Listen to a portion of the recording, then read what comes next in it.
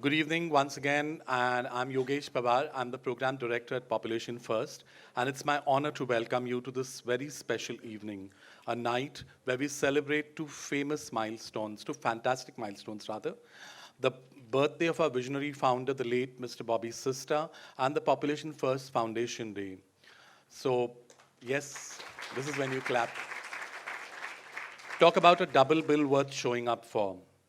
Mr. Sista wasn't just an ad man. He was a change maker who made people sit up, listen, and act.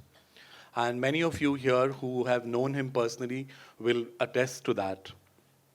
He believed that communication and corporate engagement could spark real, inclusive social change. Thanks to his pioneering vision, initiatives like ours gained support from icons such as Mr. Ratan Tata and Keshav Mahendra, who we have sadly lost in the recent past.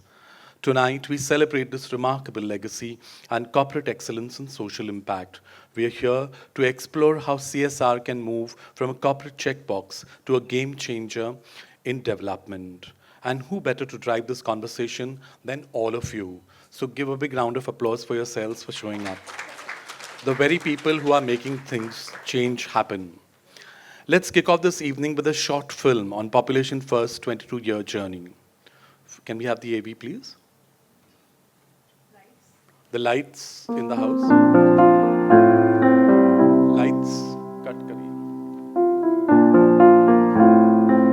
22 remarkable years of Population First have been witness to a tapestry of moments that define who we are, an organization dedicated to transformative change. From humble beginnings to becoming a force for social impact, these photographs capture our story. Each image reflects the passion and perseverance of countless individuals who believed that every life matters. Here, we see the early days where a small team of determined change makers laid the foundation for a movement. With courage in their hearts, they challenged the status quo, sparkling conversations around population, health, gender sensitivity, and inclusive development. Along the way, initiatives like Amchi and Ladli emerged, pioneering projects that have helped reshape healthcare and empower communities through innovative communication. As you watch, notice the faces of hope, the smiles of progress, and the quiet determination that turned ideas into action. These moments are not merely memories, they are milestones, testaments to the power of community and the belief that real change is possible. This is our story, a journey of resilience, hope, and an unwavering commitment to making a difference. Thank you for being a part of this incredible journey.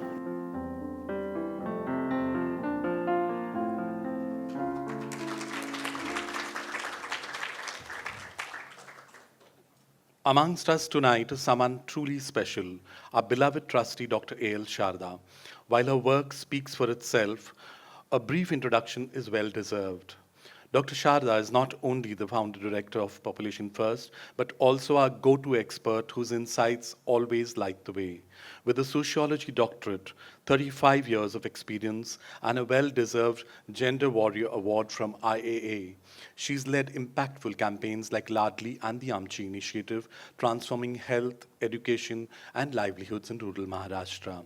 Please join me in giving a warm round of applause to Dr. Sharda as she walks us through the journey of how Population First came this far.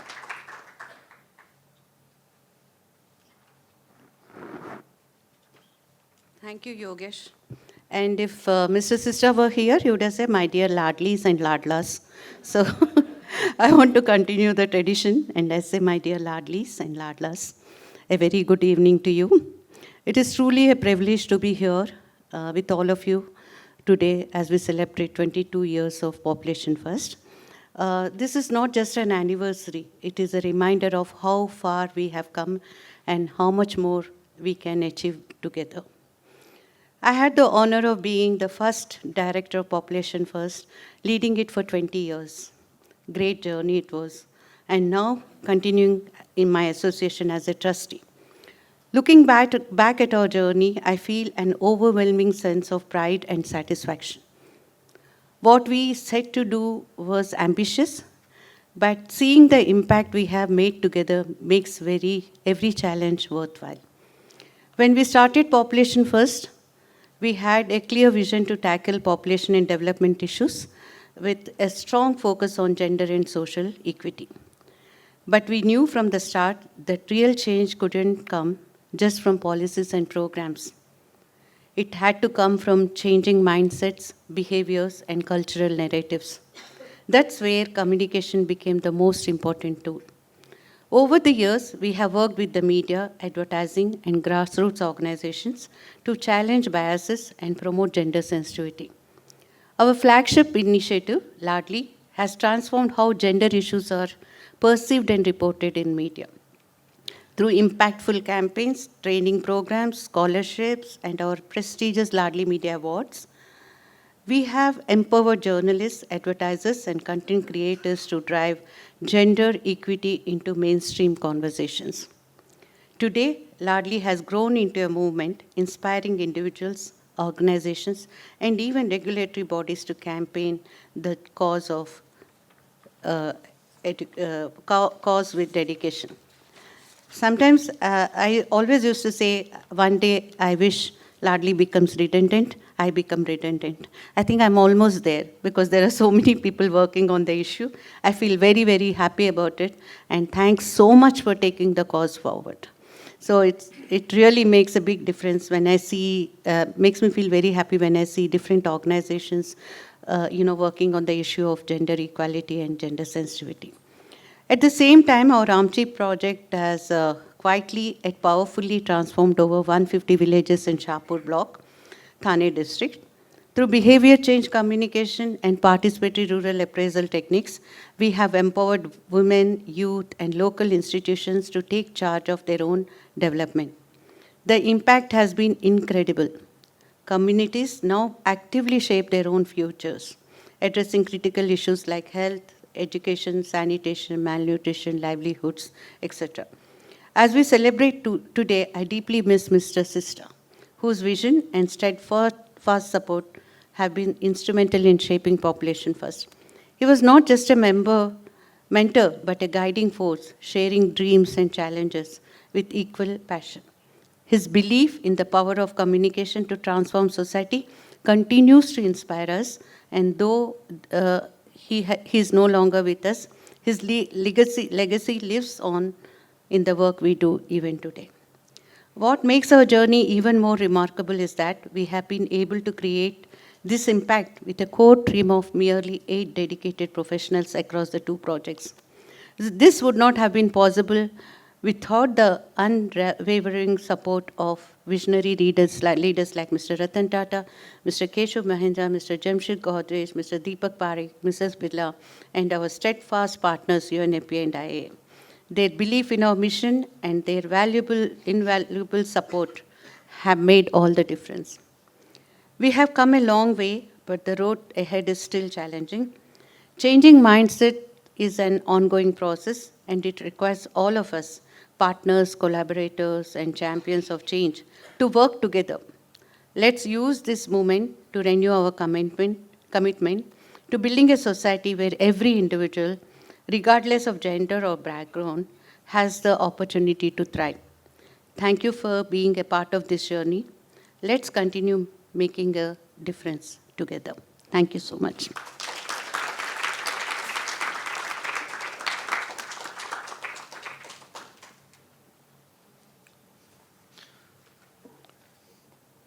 Thank you, Dr. Sharda. Your words have lit up our path like stadium floodlights, illuminating where we've been and where we are headed. And banish all thoughts or talk of being redundant, because we're not going to let you go. We will still bother you with phone calls, 1:30, 2 o'clock, whether on the other side of the world. We'll still keep bothering you. Up next, we have a film on a livelihood initiative. The film, please.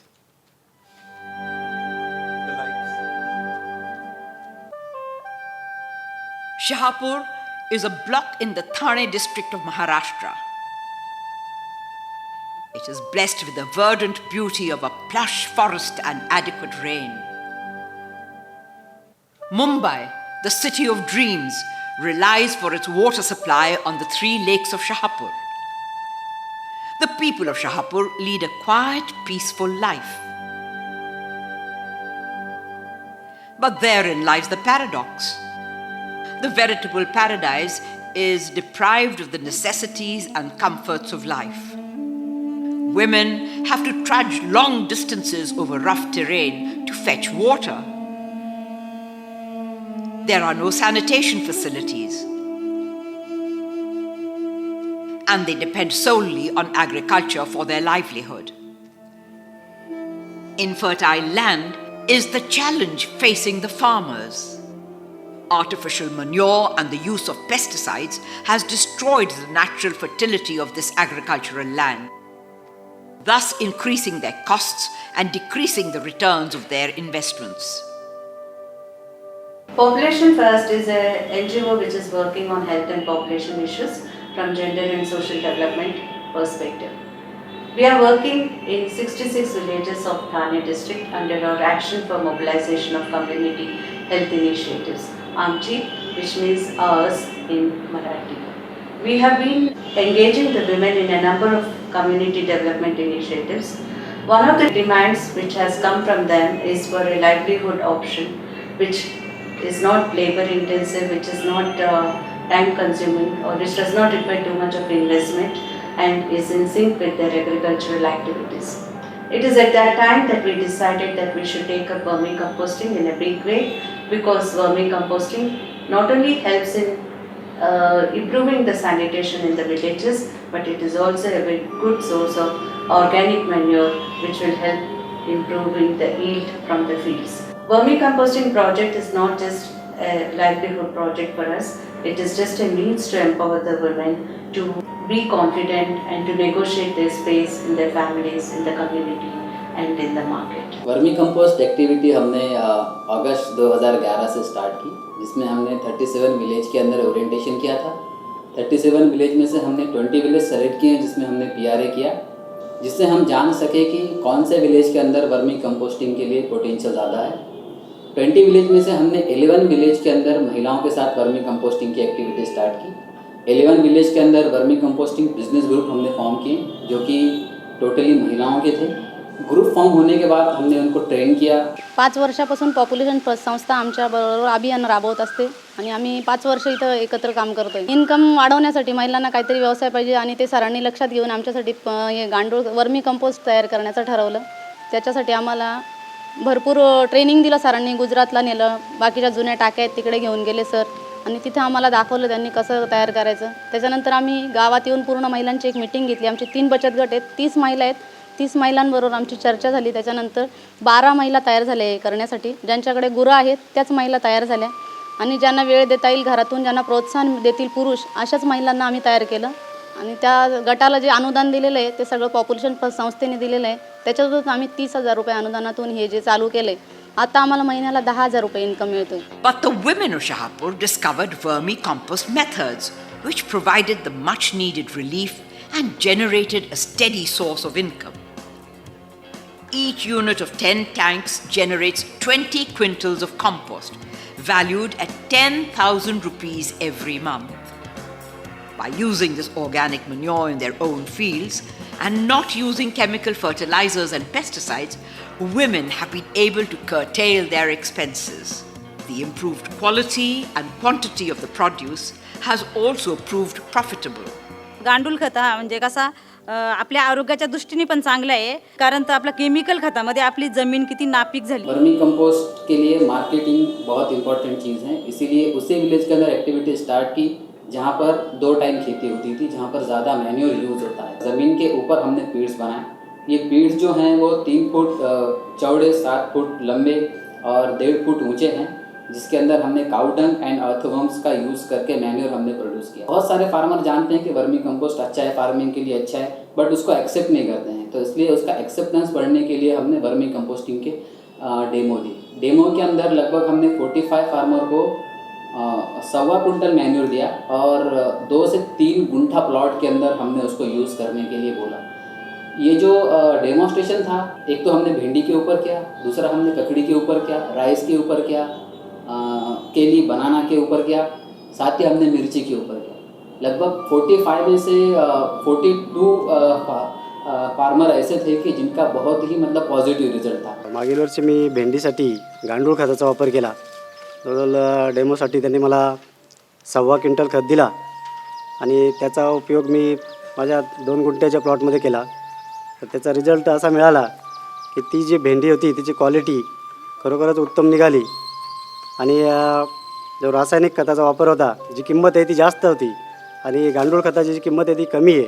जरी वापर जास्त प्रमाणात असला तरी किंमत कमी असल्यामुळे गांडूळ खत परवडतो आणि विशेषतः त्याचे जे उत्पन्न आहे ते रासायनिक खतापेक्षा निश्चितच जास्त होतं आहे आणि जास्त काळ टिकते विशेष म्हणजे. त्यामुळे गांडूळ खताचा वापर यावर्षी आम्ही भातासाठी सुद्धा करणार आहोत. आमच्या गावातील महिलांनी एकत्र येऊन तिथं गांडूळ खताचं युनिट टाकलेलं आहे आणि आता आम्हाला गांडूळ खतासाठी कुठेही जाण्याची गरज नाही. आम्हाला आमच्या शेतावरच ते मिळणार आहे. 10 से 15 क्विंटल मैन्योर आप जो है मतलब बेच रही हैं. ये लोग एक तो मैन्योर बेचकर पैसे इनके पास आते हैं, फर्स्ट थिंग. सेकंड की जो अर्थवर्म्स है तो अर्थवर्म्स हर 3 महीने में डबल होते हैं. इनका जो मतलब प्रोडक्शन है काफ़ी फास्ट होता है, तो इसलिए ये अर्थवर्म्स भी बेचते हैं. अर्थवर्म्स की आज की प्राइस 700 रुपीज़ पर केजी. साथ ही साथ वर्मी वॉश बेचते हैं और 1-1 केजी के पैकेट जो है मतलब पैक किए हैं जो ये सिटीज़ के अंदर बेचते हैं 20 रुपीज़ पर केजी. तो ऐसे 3-4 एस्पेक्ट्स हैं जिनसे वुमेन के पास में पैसा आता है. वर्मी कंपोस्ट ग्रुप के अंदर हर काम का डिवीजन हुआ है. इनके अंदर अलग अलग सी मतलब कमेटीज़ हैं, जैसे कि सेलिंग कमेटी है, मार्केटिंग कमेटी है, उसके बाद अकाउंट कमेटी है, युनिट मॅनेजमेंट कमिटी है. आता मार्केटिंगसाठी आमच्या महिलांचा ग्रुप तयार केलेला आहे आम्ही. 2 महिला या गावात, 2 महिला त्या गावात असं ठरवून आम्ही जातो. आठवड्यातून 1 दिवस 2 दिवस आम्ही मार्केटिंगसाठी देतो. The Amchi Livelihoods project is supported by RBS and is implemented with the active participation of the women's group. We have not only made the women economically independent, but we have also helped them evolve into more confident individuals. जो आजपर्यंत आम्ही काम करत होतो ना, हा काम म्हणजे आम्ही कसं करत होतो, एक दबाव घरच्या यांचं परत अधिकाऱ्यांचा या दबावानुसार आम्ही काम करत होतो.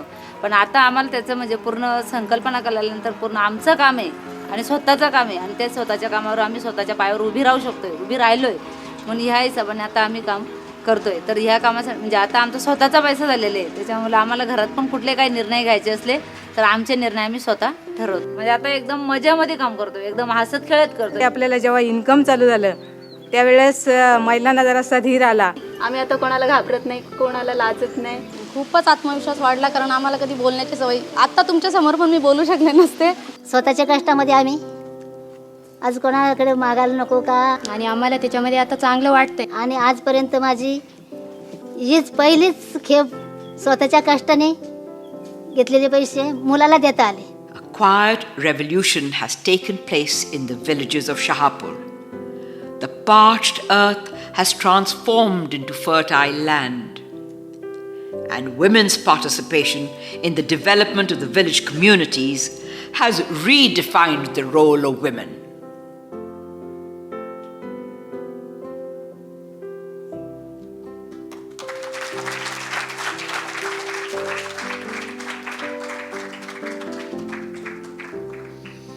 Truly inspiring, isn't it?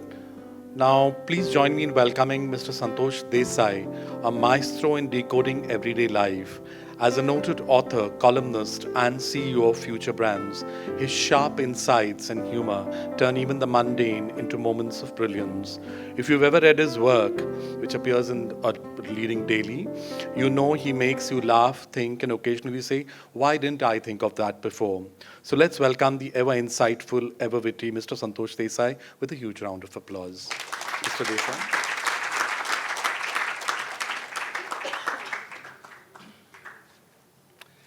Thank you very much. A very kind introduction, Yogesh.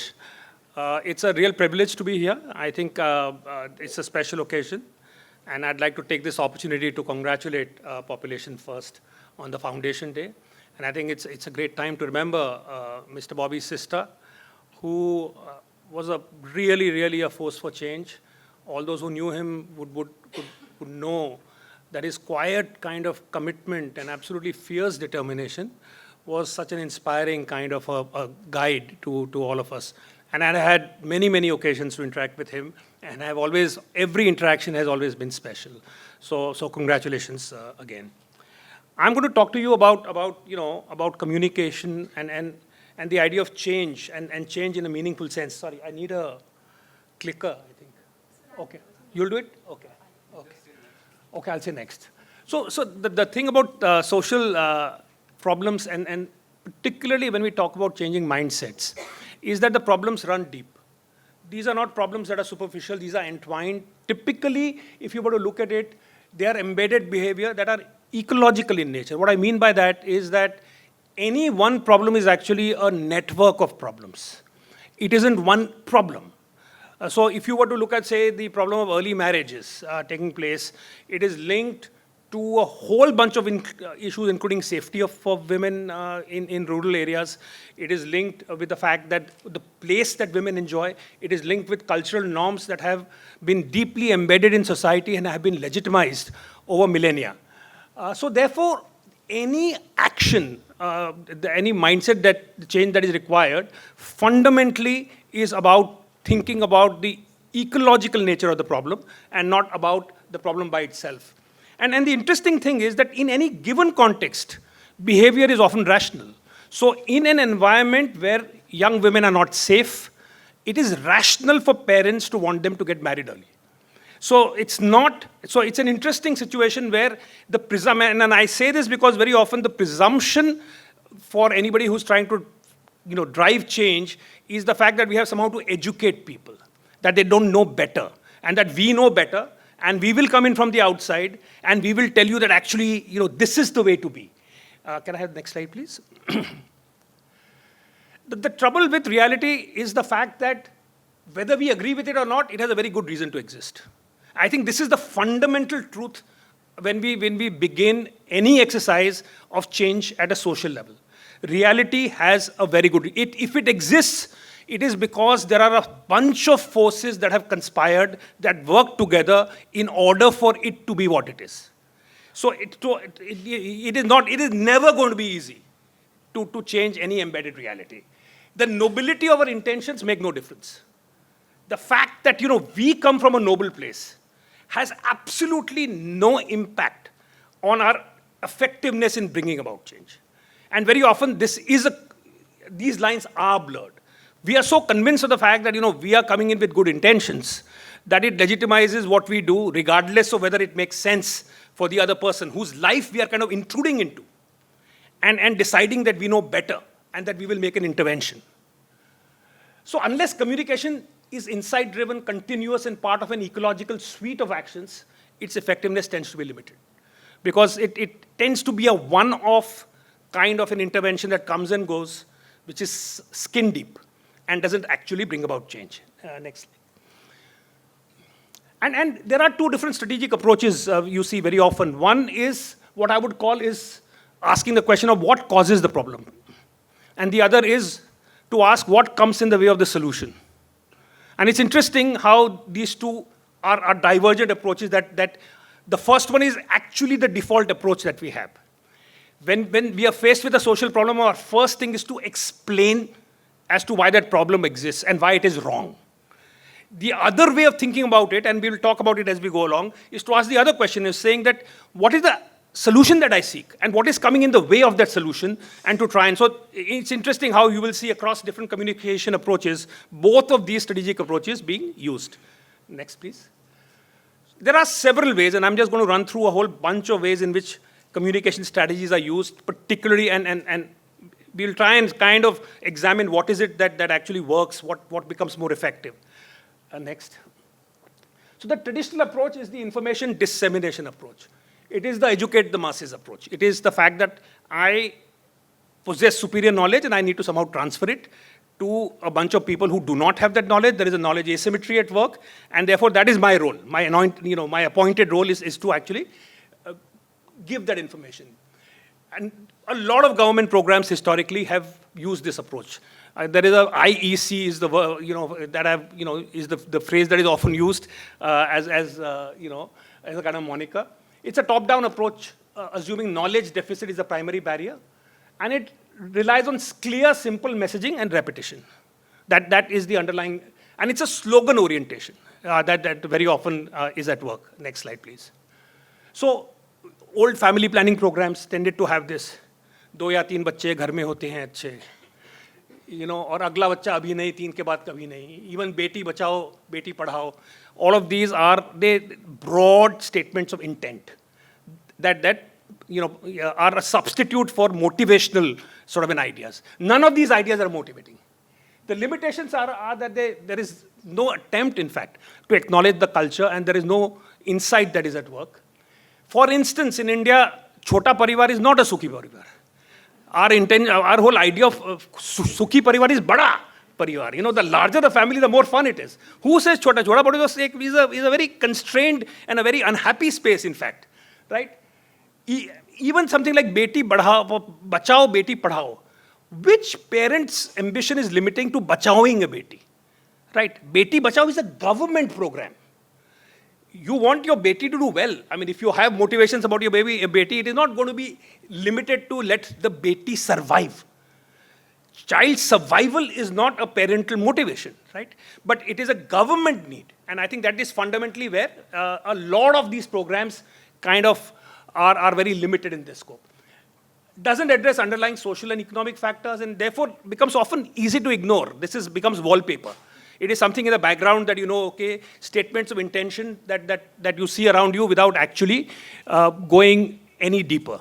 Next slide, please. There is some utility, however. It's not as if they have no utility. They build initial awareness of previously undiscussed issues. It also helps in generating a base level of awareness. For instance, like in smoking, in anti-smoking, without having the health messages on the fact that smoking is harmful, any subsequent action would be incomplete. So therefore, that basic level of awareness, to that extent, there is usefulness. The next approach, can you have the next slide, please?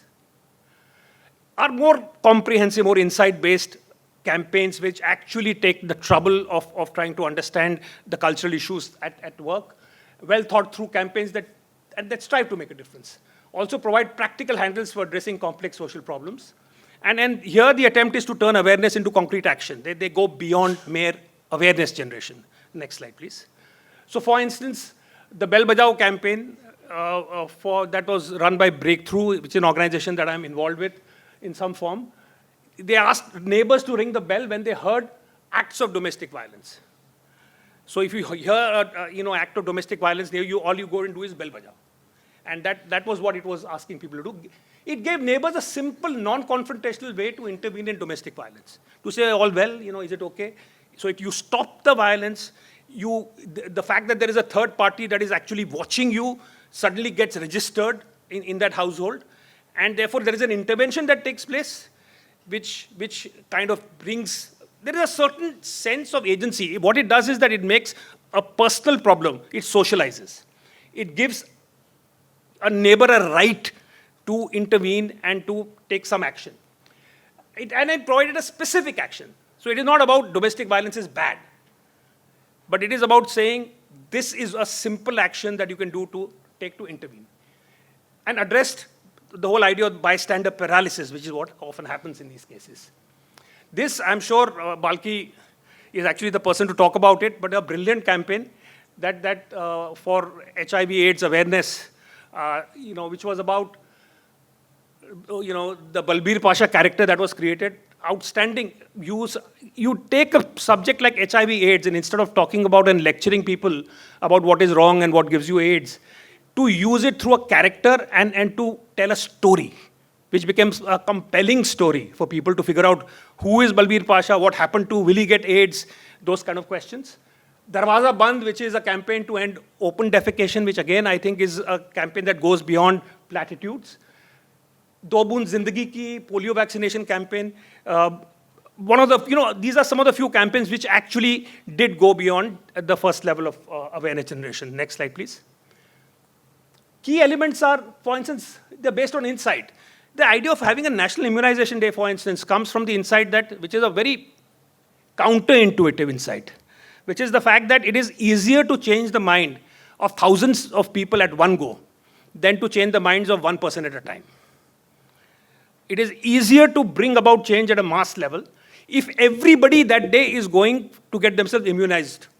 The responsibility of the individual to think through whether this is good for me or not gets diminished. Sab ja rahe hain.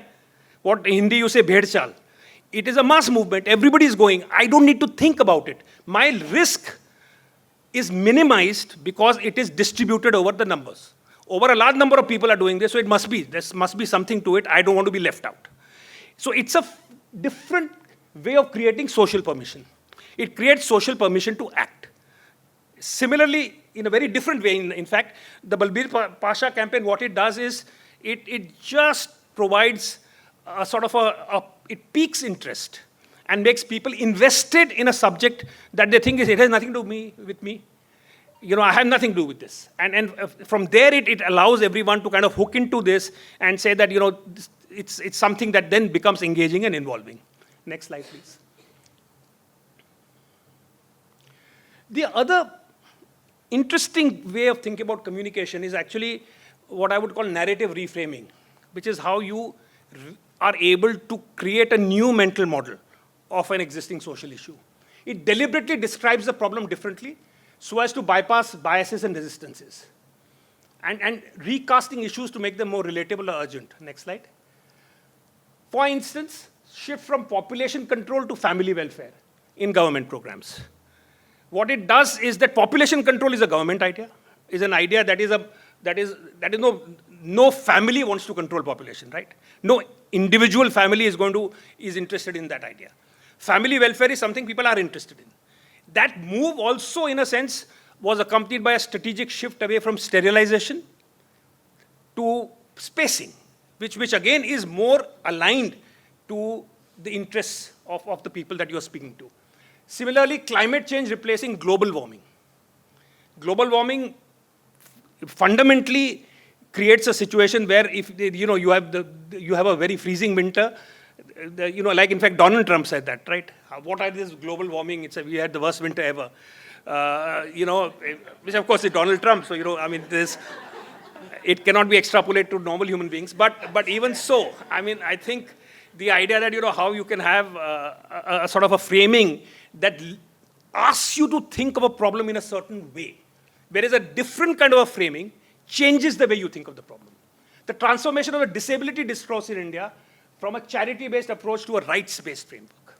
Again, a fundamental shift that happens, instead of it being the whole idea of bicharaness, of saying that, it is our duty, this is a form of charity, to the fact that it is their right, fundamentally changes the nature of the discourse around the subject. Next. So fundamentally what this does is changes how problems are perceived, discussed, and addressed, creates new pathways of dialogues previously blocked by existing frameworks. And I think it's particularly, when it comes to things like mindset changes, invisible changes that don't meet resistance are much stronger ways of bringing about change than overt communication. Overt communication can be met by resistances because they are entrenched. That's why we'll talk about the next one, which is also an important one, which is design as communication, redefining perception through form. You embed change in design using visual and physical design to challenge stigma and stereotypes, and products and environments as powerful communicators of value. Next slide. Take this subject of disabilities. The design of the wheelchair fundamentally makes disabled people feel vulnerable, weak, and dependent. A huge problem with the feeling of disability comes from there is something so helpless about traditional wheelchair design. Now you change the design, and now there are sporty wheelchairs. There are wheelchairs that are designed fundamentally differently. The idea that yes, there may be a certain kind of an area in which capabilities are not, are different, but that does not take away from the means or the desire to enjoy life, the desire to participate in life fully. And this, instead of saying this, you enable this through an act of design, by redesigning it in a way that fundamentally changes how we think about disabilities. So you have people disabled wheelchair races, You have, it just changes the idea around it without having to give a lecture about it. Next slide. Another very common example that we use is helmets and condoms, which I think are structurally very similar products. Both in terms of protection and in terms of diminishing pleasure. They on both those fronts they have commonalities, which is why the design is actually surprisingly similar across both. But both of them, if you want people to adopt a safety measure, one is to lecture them on safety, what is wrong, and the other is to make a really sexy helmet, which aligns with the culture of biking, rather than being opposed to it.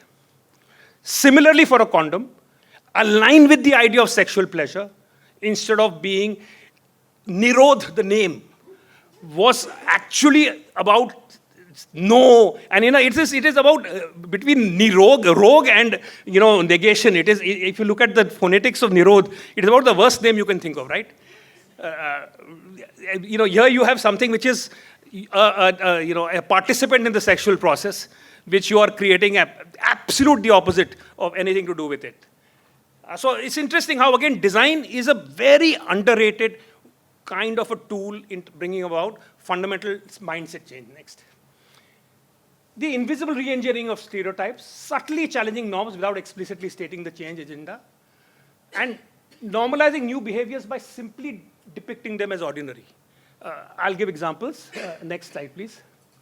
So ads that show men participating in household chores, women lounging while men work in the background. So a couple of years ago, we did a project for ASCII where we looked at gender representations in media. And what we found was very interesting, that in a lot of ads, where the story was something else, but if you showed a family situation, the husband and the son would be lounging around watching TV, but the woman would always be doing something in the background, right? She was never given the right or the freedom to be lounging, right?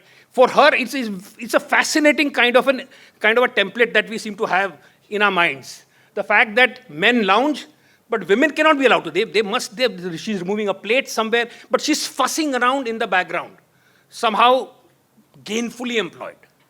And it's interesting how just to change that representation, without drawing attention to it, without making that a big deal, making that a normal part of our lives. The Tanishq ads, where the point is not about the interfaith marriage or the remarriage, the point is about something else. As against, I'm not a great fan, I know it is highly lauded, etc. I'm not a great fan of the Ariel commercial, simply because it just points too much attention and makes a very big deal out of something which should be commonplace. So and I'm sure there are people who disagree, but in my view, it's not a meaningful kind of a change agent. Next slide, please. So therefore, here what you're trying to do is you're trying to create the power of the new routine, bypassing defensive reactions to explicit messaging and creating new default settings in public imagination, right? Which is so that, instead of having, if you have two children, instead of having a boy and a girl, or two boys, having two girls, without comment being the most important thing there. Particularly effective for gender norms that are deeply internalized. Next slide. Of course, then there is popular culture. That's pretty obvious, powerful role in shaping attitudes, both in reinforcing stereotypes, of course, as well as changing them. Some attempts are being made to bring about change. Whole bunch of films you are seeing. You saw for instance, a bunch of films which have tried to do that in their own way, successfully, not so successfully. Then we had the whole Man Ke Manjeere, many years ago, which was this a fabulous, I think, attempt to create a completely new archetype and make it compelling, make it desirable, very powerful kind of a use of social media, media. And now increasingly you find this grassroots digital storytelling, which is democratization of media. That's what has happened today. The fact is that, we don't need people who know better to come and message and give messages. Today, people themselves have the ability to talk about and to represent themselves and changing. And I think that is the most powerful form that we have today. Ordinary people becoming powerful communicators of lived experiences. Bottom-up, organic communication that bypasses traditional gatekeepers. And I think that really is truly a democratic and empowered form of communication. Next slide. And a whole bunch of examples. Young women using Instagram reels to portray a critique of everyday sexism in families. There are so many such reels that you find. People who are in little fragments. On a day-to-day basis, it's almost like they're telling stories of resistance. They're telling stories by pointing. They're not making lectures. Again, no lectures. They are parodies. They are critiques. There is satire. There is tongue-in-cheek fun. It is all very, very palatable. But it is relentless. It is a continuous stream of messaging that is happening through a bunch of very different people, in very different ways, reinforcing this idea. There was a Jyoti Nooran, who's this singer, had this Paun Ki Juti, which was this whole story in a video form. Which ended with her sort of walking out on her husband and sort of tearing the photograph. What was interesting is that action went viral, and so you had a bunch of young women emulating that and kind of imitating that, and so it's interesting how it sets in motion organic change without again it being unsupervised organic change. Dalit creators using TikTok before the ban, and now other platforms to address caste discrimination through satirical skits. You have a lot of Dalit presence, which is again making statements which are assertive, which are empowered through this medium. And rural content creators, again, are highlighting their issues, agricultural issues, a whole bunch of other issues, again, through this format. Next slide. A bunch of examples, that we've seen. In fact, this is very fascinating. We don't have the time, but do you have a Dalit card? It's a really tongue-in-cheek kind of a look at the idea of, oh, you are pulling the Dalit card. And then it kind of reverses that argument of the Dalit card. Really interesting. Next slide. The source of power here is that it creates visibility for experiences previously invisible in mainstream media. That these were not available, we didn't hear these voices. And it translates and transforms isolated experiences into recognized patterns of discrimination. So bit by bit, we see the pattern. Again, it is not an overall, nobody is presenting an overview of discrimination, but you see it through little vignettes, all of them adding up, all of them eventually becoming coherent in our minds, and uses humor to make difficult conversations accessible. It becomes possible, your guard is down, you're not resisting, you don't know what is coming next, and it comes at you, and it allows you, therefore, to accept messages that otherwise you would have been close to. And it builds solidarity across geographical and social boundaries. You recognize other people like you. And you see the fact that there is a community like you that is undergoing similar experiences. And that by itself legitimizes your experience. Next slide. There are new modes of communication. Theater, for instance. I'm not personally a great fan of the street theater, which you see a lot of. I do find it a little, a bunch of well-intentioned people coming and kind of playing around a little bit. So I'm not necessarily a big fan of that, but it was an interesting sort of a experiment that I came across with, which was this idea of the theater of the oppressed, which was something that was created by a Brazilian actually, I think a theater kind of an actor or director, if I remember correctly. Boal, yeah. And here, it's an interesting technique. It's an interactive theatrical technique where audience becomes what he calls spect actors. And I'll just explain it. So basically, there's a scene depicting social problem is enacted and then reenacted with audience intervention. Next slide. Initial performance shows protagonists failing to overcome oppression. Scene is replayed with audience members stopping action and stepping in to try alternative solutions. Collective exploration of solutions through this kind of an embodied experience. Let me describe actually what I saw, which was really very, very powerful experience for me. This was in UP, and what was being talked about was early marriages and what is wrong. So the scene is enacted by people who come in. There are a bunch of actors who come in. And they basically play this scene where this young girl wants to study, and she is carefree and happy and all, and is very keen on studying. Her parents say, no, you have to get married. And there is a sort of a conversation with the other side, and she's forced to get married. They For 2 years, she's allowed to stay at home, and then after 2 years, she goes to the in-laws side. And there, gradually, I mean, she wants to study, she's not allowed to, and she starts getting kind of more and more kind of becoming part of the old system where she's asked to do a lot of work, unhappiness is expressed with her. So that is the first round one of that depiction. And you ask people to say, what do you think, etc., etc. Then there is the round two, where what happens is that now the oppression gets a little worse. Right, and so the husband starts getting involved and starts screaming at her, etc., etc. And now you ask the audience to say, how do you want to change this? And so it started by a bunch of young girls having a point of view, saying, no, this is wrong. And so how would you rewrite it? So they give suggestions, and it becomes, each subsequent kind of a action becomes a little more oppressive. What I saw was really interesting is, after a point, the audience really started getting angry. Women, old men. And when they got angry and said, no, this is wrong, don't do it this way, the cast players, the actors, instead of giving them lectures, actually defended the regressive practice and defended it vigorously. So now the position is reversed. The outsiders are defending the regressive practice, and the locals are intervening and bringing about change. It is a transfer of responsibility entirely from what was traditionally are the people who know better, are actually the ones who are standing for traditional practices, and the ones, it is the local sort of actual people who are involved who start getting and start guiding change, start owning change.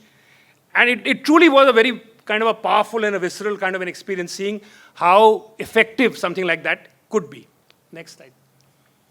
Yeah, I think I made this point. Next. So, because what this does is that it moves beyond intellectual understanding to embodied knowledge. You feel it, you feel that anger. It democratizes solution-finding process, builds collective agency, and transforms passive spectators into active participants in change. And I think that, to me, that fundamentally it is about change being owned by the people who benefit from change, rather than it being owned by people who are coming in from the outside, so to speak. Yeah. Then, of course, we have organic mass movements powered by digital media, ground-up expression of anger when it happens. We saw that internationally in the case of Me Too and Black Lives Matter, where communication acts as a multiplier. In India, we also saw it, although it went nowhere with when we had the anti-corruption kind of a campaign, which was again a ground-up feeling, where there is that momentum for change. That's rare, but in a digital world, it is something that is a very powerful handle when it does happen. And finally, the ecological reality. When communication, the truth is that in any of these things, communication alone is insufficient. It is one of the agents that acts. And current realities exist, like I said, for complex reasons.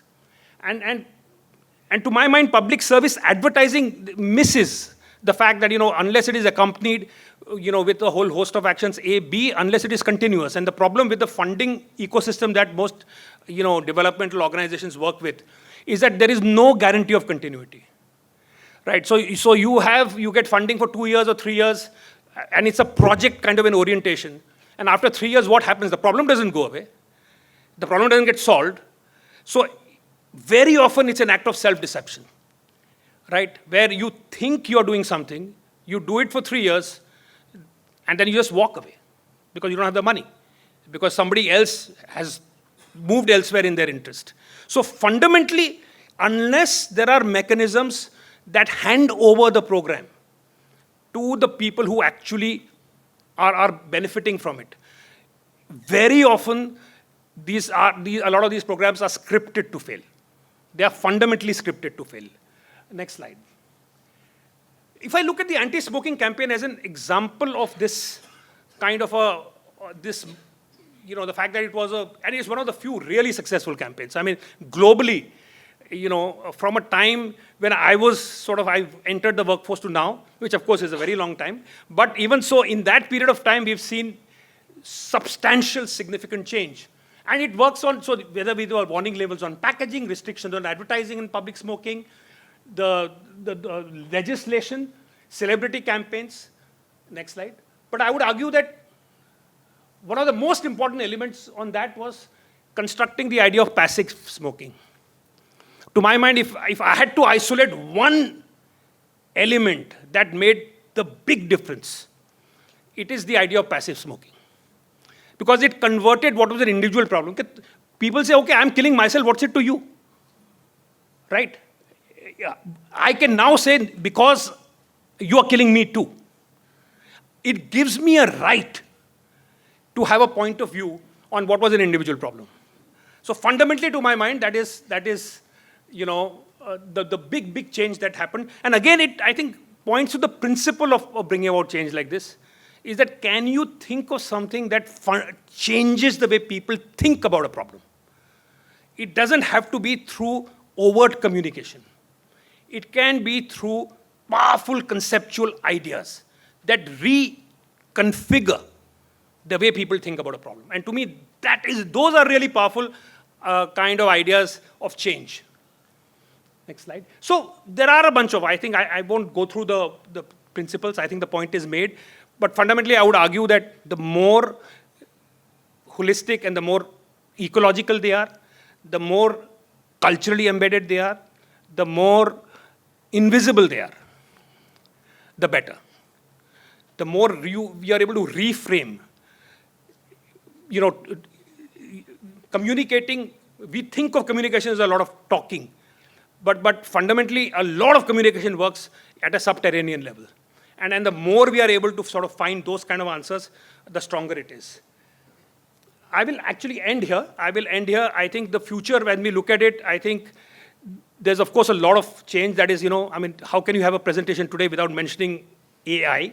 So here I'm mentioning AI, will come and change things significantly, but it's the truth. I think it offers the fact, that people now will have more and more agency, more and more power to produce and to give voice and shape and form to their feelings. They have a way of distributing that, widely. I think is a game changer that has not fully been recognized and realized by the change-making ecosystem. It is an organic development that has taken place. People have started doing it without it being harnessed. And I think there is a lot of room to harness that energy and to actually create sustainable, long-term, continuous movements for change. And I think that it is when people themselves take responsibility for their own change. That is when change is most durable, most effective, most powerful, most sustainable. Yeah. Thank you.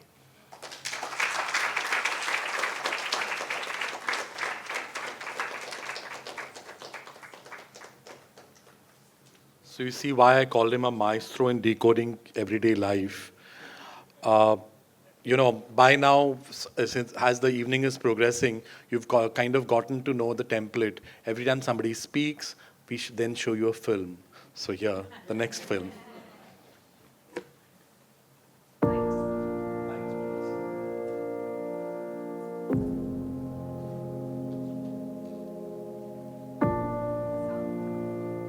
Each dawn brings new possibilities. In these quiet villages, where life often feels frozen in time, a silent revolution is stirring.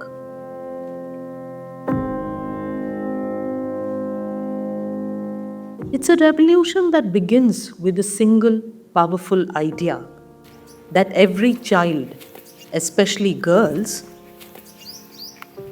no matter how remote their home or humble their background, deserves a chance to dream, to grow, to learn.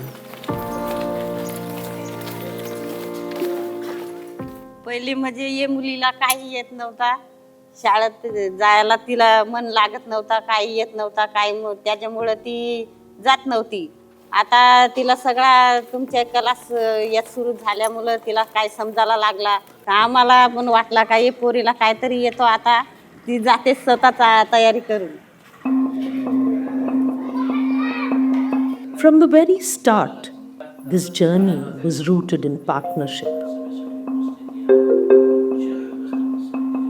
हा प्रकल्प 150 गावापर्यंत पोहोचला कारण शिक्षक, ग्रामस्थ, नेते मंडळी आणि आम्ही स्वतः ह्या प्रकल्पामध्ये सहभागी झालो. शिक्षण हा एक आशेचा नवा किरण आहे हे सगळ्यांच्या लक्षामध्ये आलं. प्रत्येक बैठकीमध्ये, प्रत्येक चर्चेमध्ये समस्या आल्या, त्याच्यावरती उपाय सुचविले गेले आणि हा प्रकल्प यशस्वी करण्यामध्ये सर्वांचे सहकार्य लाभले.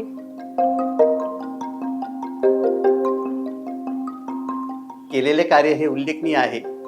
मी आमच्या शाळेतील विद्यार्थ्यांना नुसतं शिकताना पाहिलेलं नाही, तर शिकण्याचा आनंद घेताना पाहिलेला आहे.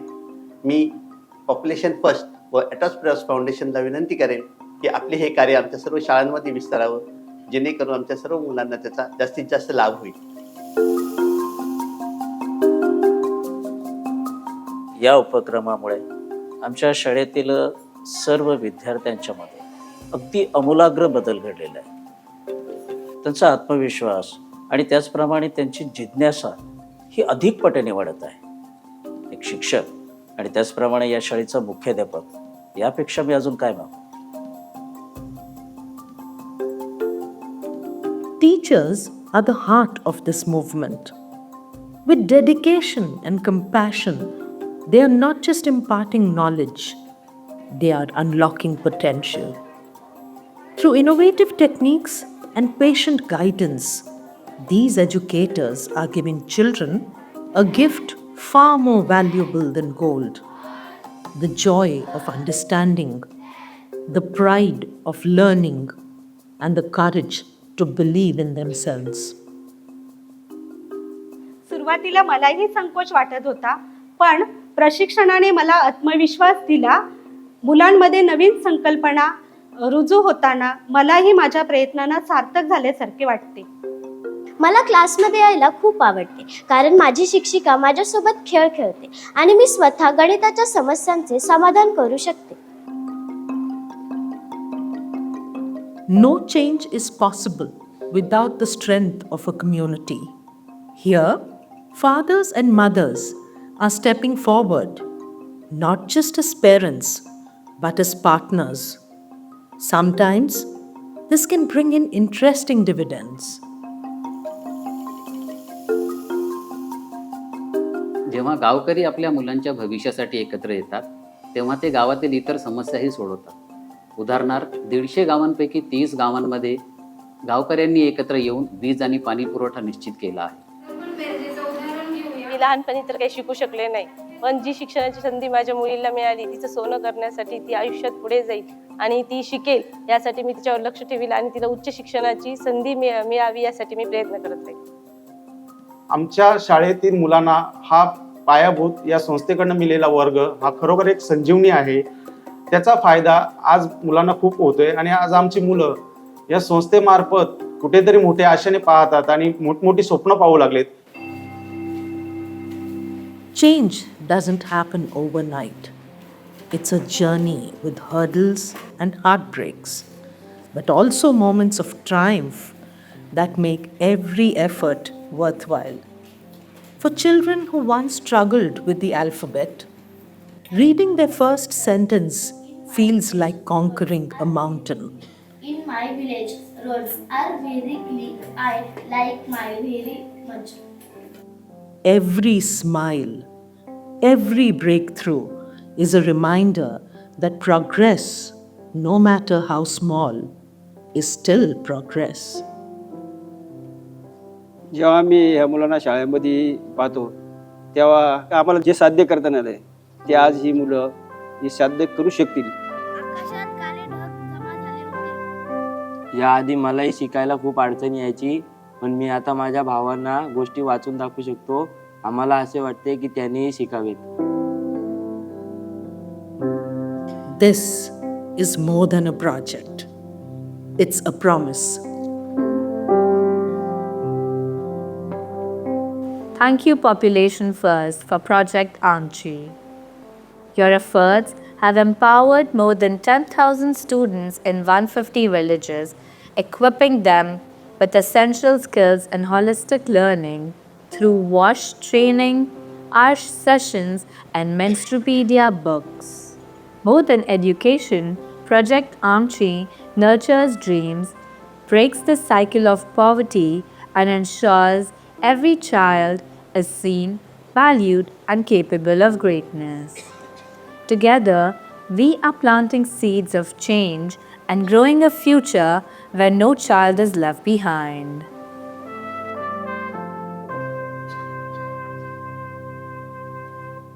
We've been working in Shapur block for the last 21 years, since 2003, on health, education, livelihoods, and other rural development initiatives. Our bridge education program for school children lagging in learning levels has been a great success. We have reached out to around 10,000 students in the last 2 years, ensuring that they do not drop out of the school and continue their education. This is a very satisfactory initiative for us.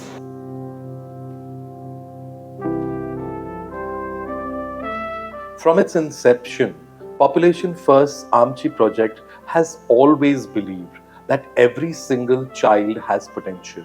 All you need is to believe in them. That's exactly what we are here for. And we are very happy to find congruence in this worldview and vision with Atos Prayas Foundation, which has supported our cause. Without them, this project would never have happened and we would never have been able to touch so many lives.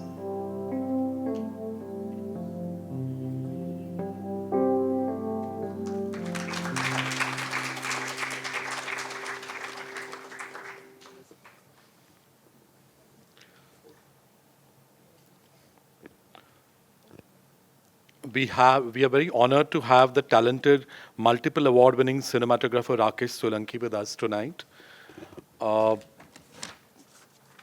Without him, this magic that we saw in this film would not have been possible to be put together in one day.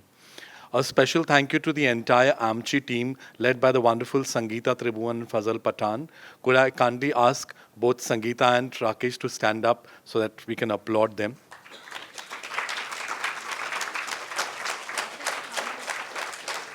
Yes, why don't you come up ahead? I think Sangeeta, please pude ya.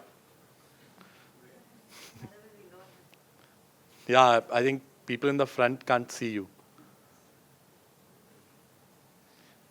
Please come.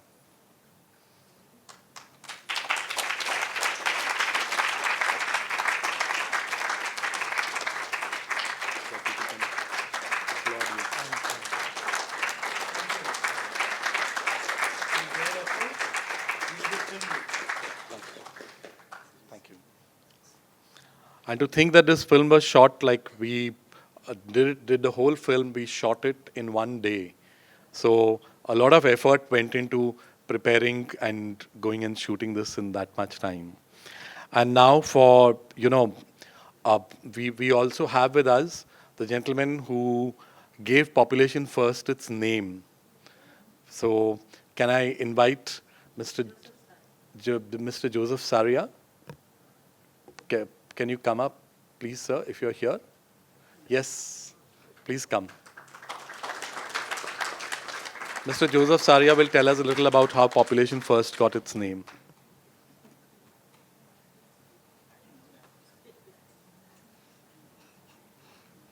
My God. I was not expecting this. Thank you. Yeah, I used to be working with UNICEF.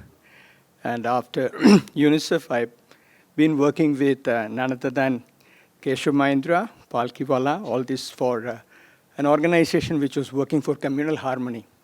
This was during the time of the riots. So I used to be working with, that's why I came across Bobby Sista and Alik Pudamsi and all these people. And I came across and we did a very big event known as the Ekda Raksha Bandhan Din. That was just being part of across the country in 530 cities for human change for that. That's moment, Bobby Sister told me that, you should also be supporting me. And I was just doing some voluntary work with him. And he told me, I'm sorry, becoming emotional, thanks a lot for that. He told me that you should also be supporting me. So that was the conceptualization time for Population First. And I was also a very good writer, like you, sir. And I took pride in that, and Mrs. Sister told me that you should be writing the did the conceptual note for that, and I started writing that. And I have a problem because, always he used to tease me because when I have to write, I need to have a name. So without a name, I cannot do that. So he used to tease me that, the other people think the other way around, tu to ulta hai. You think you have to have a name first and you got to be writing out there. So then that is the greatest moment that I used to meet Mr. Padamsi, RP, Mr. Roger Pereira and all those people. So we came out with 110 names. And out of that, I just gave 2 names out of that. And it was nothing but it was a copycat, to be very frank, because I know Gerson Dacona because I was working with UNICEF. So London first came, Gerson Dacona copied it into Bombay first, then I copied it into...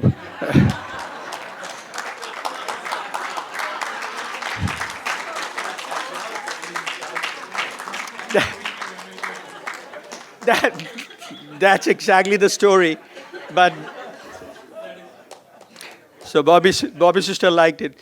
Then he told me that now that you got the name, you start writing. Okay, then I got the impulse to write that, and it was just like, it was got a 6 months project. I used to work with him, and thanks a lot for that. And really happy that I'm here.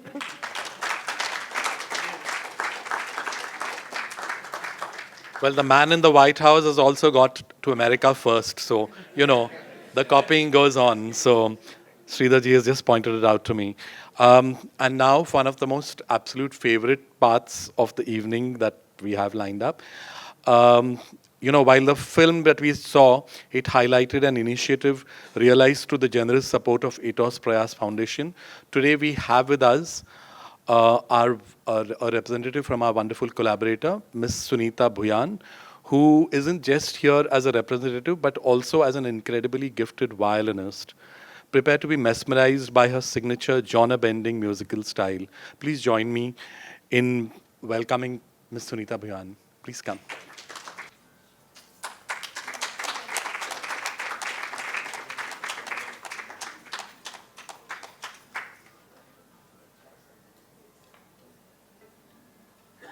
Very good evening to all of you.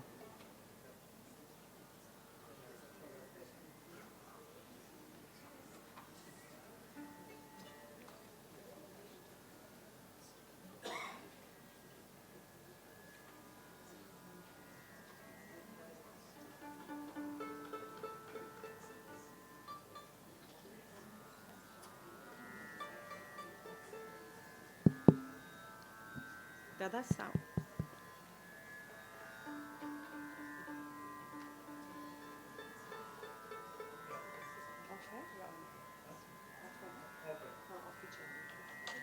Mic on कर दीजिए.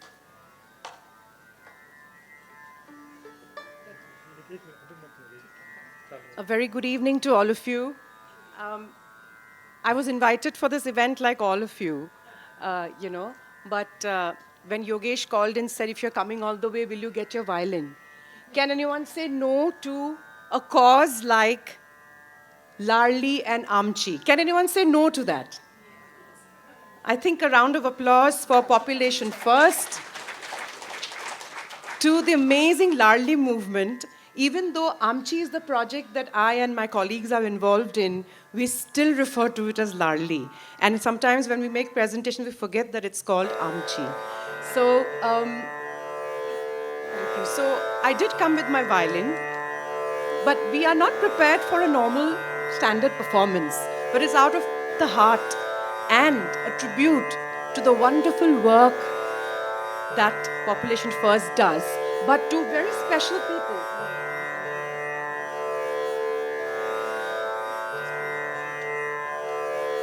Special people whom I met even before I met Dr. Sharda. And that is definitely dear Bobby Sista, because when I met him for the first time 15, 20 years back, he said, no, you've got to call me Bobby, don't call me Mr. Sista. So, Bobby, and then, of course, the one and only Dolly Thakur. So music happens with the connecting chords, and these two have been the connecting chords. And Bobby met me at NCPA and said, you've got to come tomorrow to IB Chavan for the mega event you guys were doing. And since then, it's been a long and warm relationship with so many people involved. And what a fabulous project Amchi is. in the interiors of Shahapur, and what kind of grounding and orientation little girls, boys, their teachers, their guardians are getting thanks to the efforts of this entire team of Amchi.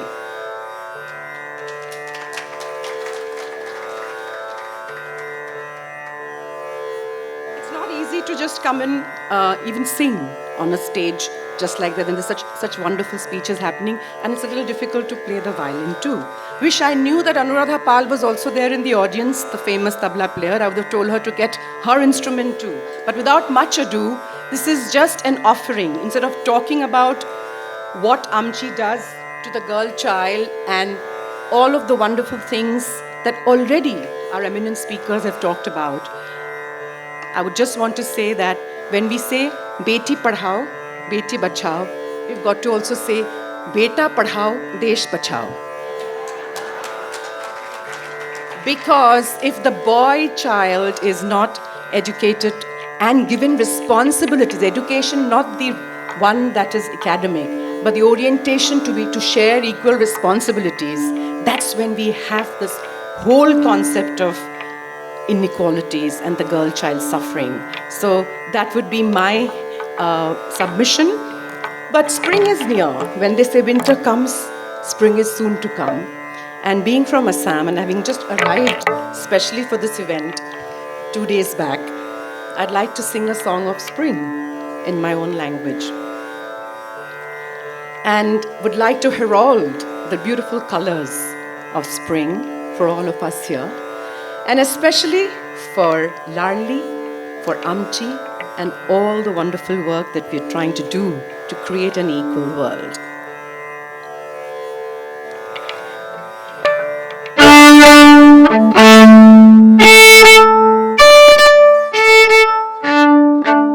Round of applause for Sound Dada, meaning he got a wire from the other auditorium, dear friends, and got me connected.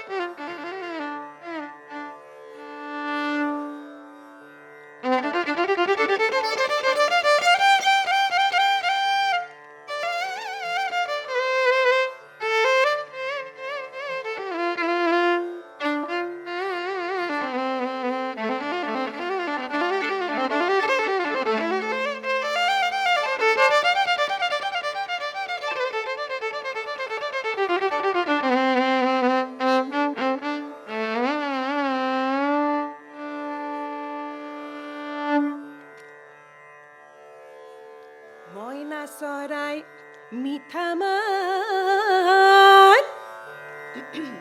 Huni Sane Senai Thon Oh Huni Sane Mitha Oi Ma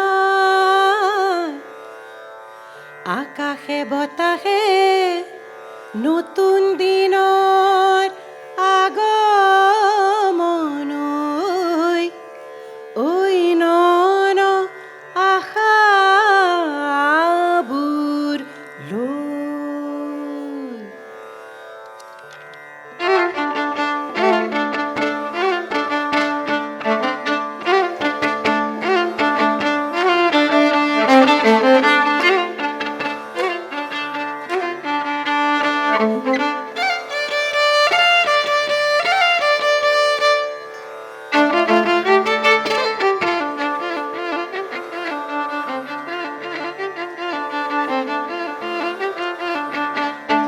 दादा DI box, give the beat, don't stop the beat. एक chair के ऊपर उठाइए ना DI box, तो और अच्छा होगा हमारे लिए. 1, 2, the bihu beat goes like a double clap. Noi loi hali le yo deha nodali yo bholuka. I want a chair. Nodali yo bholuka. Pothara loi hali le kako. Bukure kami haru senai holu dali dali dali Kalo inu sinta kuri, kalo inu sinta kuri. 1, 2, 3, 4.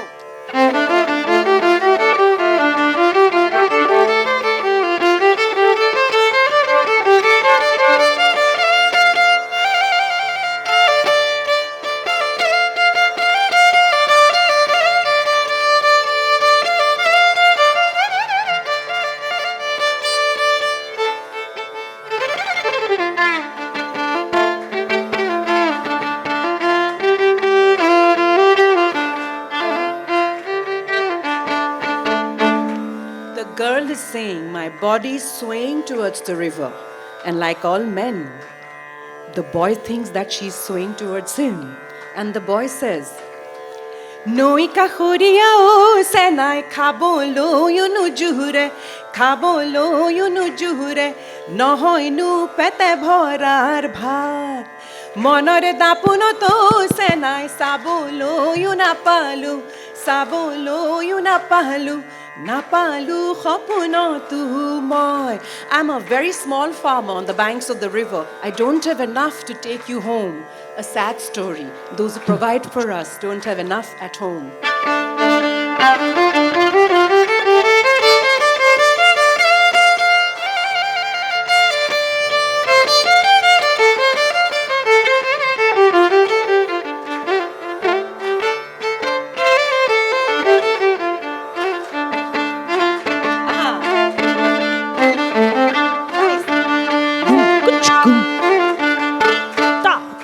Noi kahuria o senai kabo. Please come. No juhure. Kabo lo you no juhure. No inu pete bhorar bhat. Ladies and gentlemen, one and only Anuradha Pal. Noi kahuria o senai kabo lo you no juhure. Kabo lo you no juhure. No inu pete bhorar bhat. Monore dapuno to senai sabolo yuna palu, sabolo yuna palu. Napalu hopuno tu, napalu hopuno tu. Takita dungu dungu. Takita taka takita taka takita taka dungu dungu. Chakum bungu chakum. Takita tak. Get it done. Tata, tata, tata.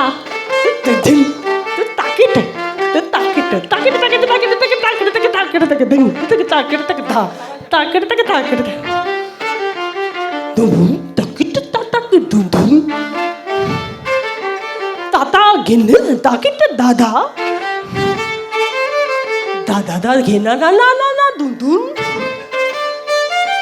nana gena dari takit takina dagya takit dadit dada takit gena dari takit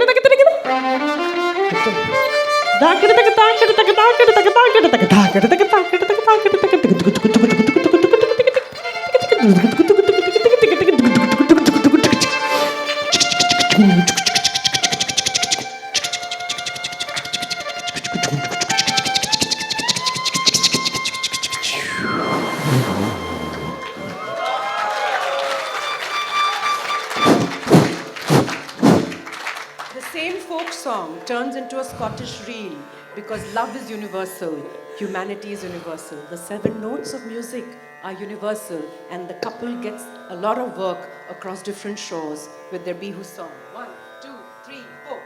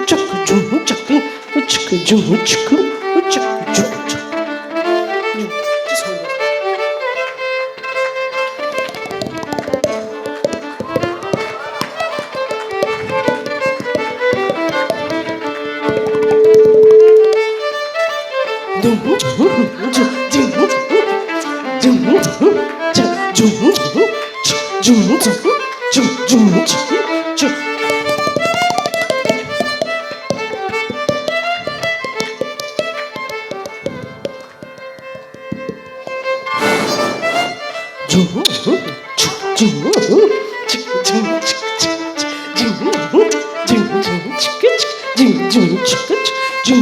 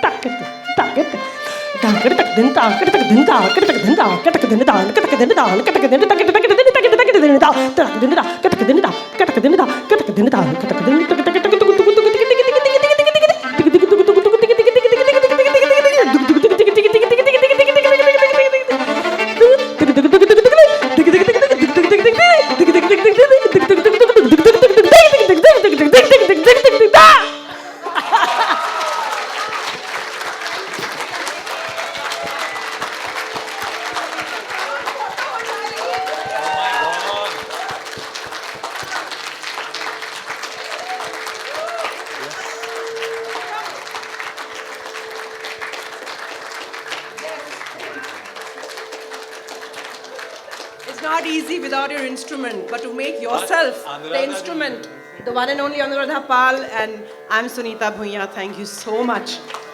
Thank you so much. You know, when you started singing, somebody told me, it needs tabla. I said, I don't have that. So I said, कोई बात नहीं, थोड़ा मैं बोलो से काम कर लेती हूँ. कोशिश की. Thank you so much.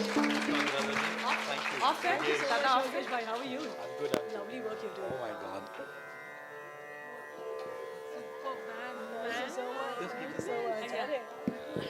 No, not at all. I think I'm still shivering from this. So my I think इसके बाद मुझे कुछ कहना बहुत मुश्किल हो रहा है. You know, it's so difficult to follow up to say anything after this act, you know. I mean, I can see how everybody, please, I think another round of applause is necessary. Anuradha ji and Sunita ji, thank you. क्या समा बांधा आप लोगों ने.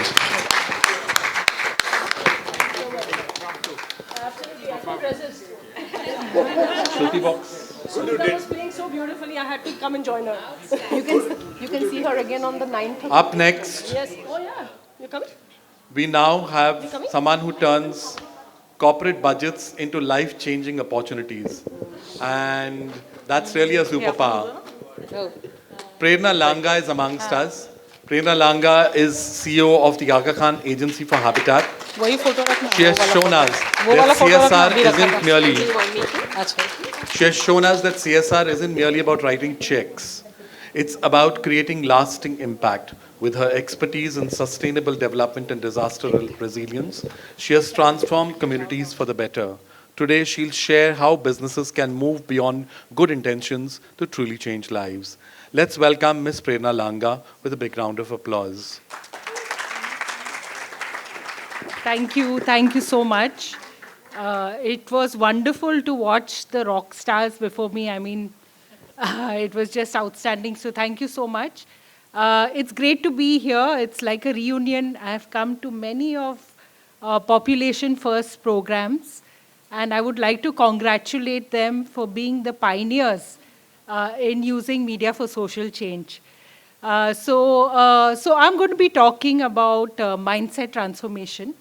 So my story actually came through an accident. I joined Yes Bank, from ICICI. I was part of the startup team with Nachiket. We set up ICICI Foundation. And then I had the opportunity to join Yes Bank. And I kept asking them before joining as to, what's going to be the budget? And they were like, we'll let you know. So then once I settled into the job, they told me that your budget is 40 lakh. And I was a bit shocked because I came from like 80 crore. And I was like, what am I going to do with 40 lakhs? So they were like, we have news for you. We don't only want impact, we want visibility and shusha. So I was like, what can we do? And then I came across, I had worked with a partner, Madhusudan Agarwal. I think he worked with Population First too. It was his idea of using media for social change. So we all know that with youth, you can't really lecture them or tell them that, do this, do that, nobody's going to listen. It has to be a challenge and it has to be an experience. And also, on the other hand, unlike Population First, who has great films, we find that nonprofits don't really have communication resources. So we said, how do we do this? So we said, chalo, let's start a challenge on India's Independence Day. It was a 101-hour social filmmaking challenge, wherein at 6 o'clock in the morning, if you were a participant, you would get a topic. It could be on random acts of kindness, everyday heroes, or it could be on women or environment. And you had 4 days to find the subject of your topic and make a film, edit and upload. So we said, so our objective was like, the film was more of an excuse, because in my life, I found that while I had done an MBA in marketing, my true calling came at ICICI Bank. So we were working on microfinance, but when I actually went to the field in Andhra Pradesh, and I dressed down because I thought I'm going to be meeting poor women.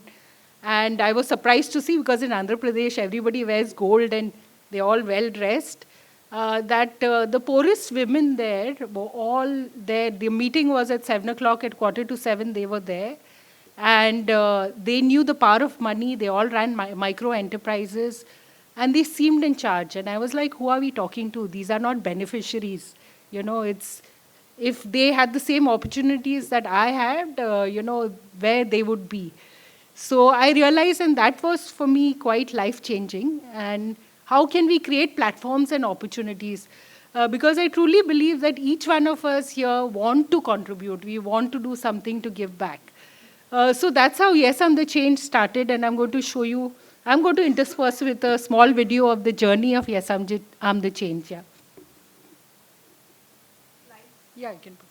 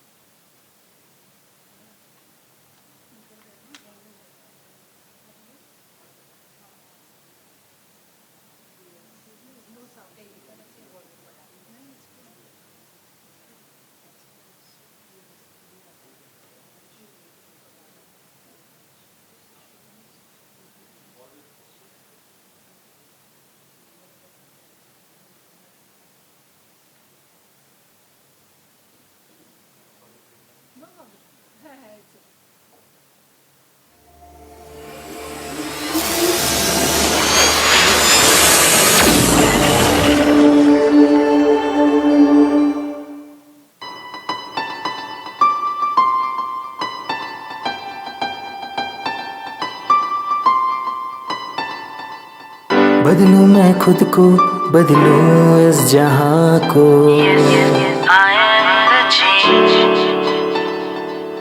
छोटी छोटी बातों में सबको बांटूं प्यार।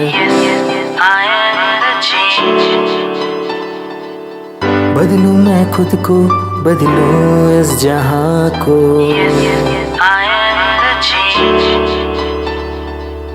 छोटी छोटी बातों में सबको बांटूं प्यार। खुश करके सबको खुश हो जाऊं बार बार।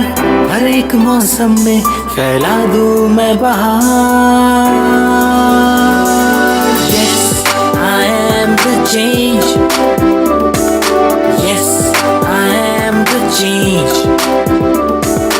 Yes, I am the change. कहो मुस्कुरा के Yes, I am the change. Earlier, I used to make films for myself. I used to make films for fame. I used to make films for money. But now, I make film for changing the mindset of the society. And this portion especially is the best thing which happened in my entire life. ताकत है मुझ में कर सकता कुछ भी यार.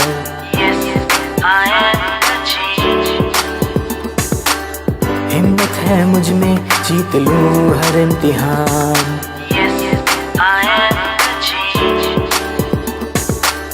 अपने ही दम पे रख दूं एक मिसाल. मुश्किल हो कुछ भी जियो दिल से यार. Yes, I am the change.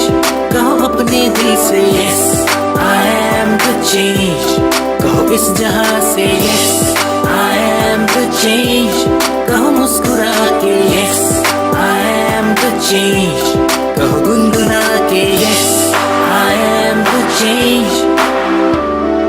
Yes, I am the change. Yes, I am the change.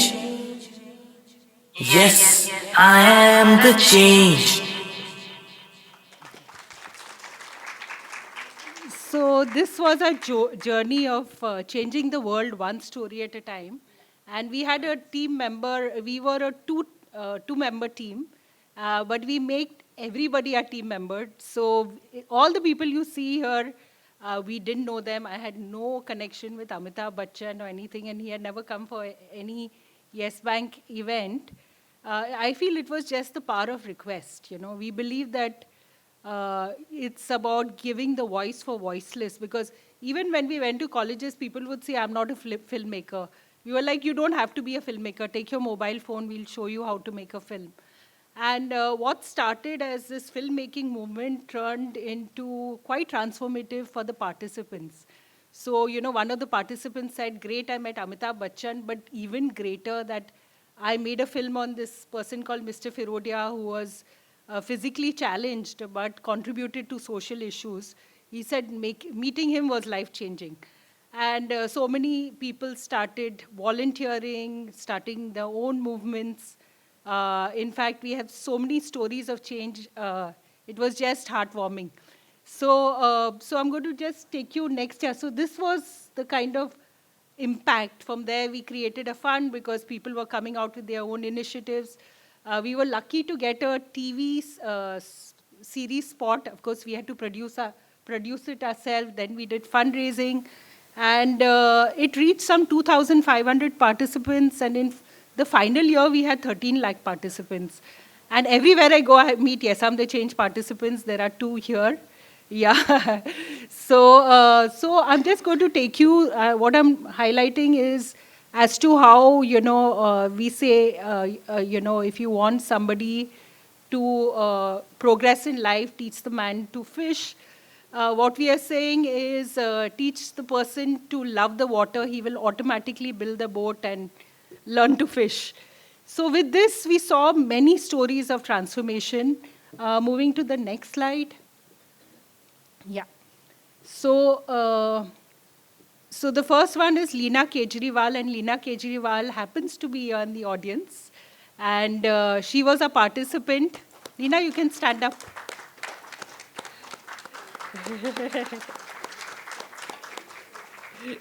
So Leena made a film in 2014, and she made a film on, what was your topic, Leena? Missing women, missing girls. And soon after making the film, she started working very closely with us, and she started her own non-profit. And I'm going to play her story. I think this was in 2016, but we'll follow it up. Yeah.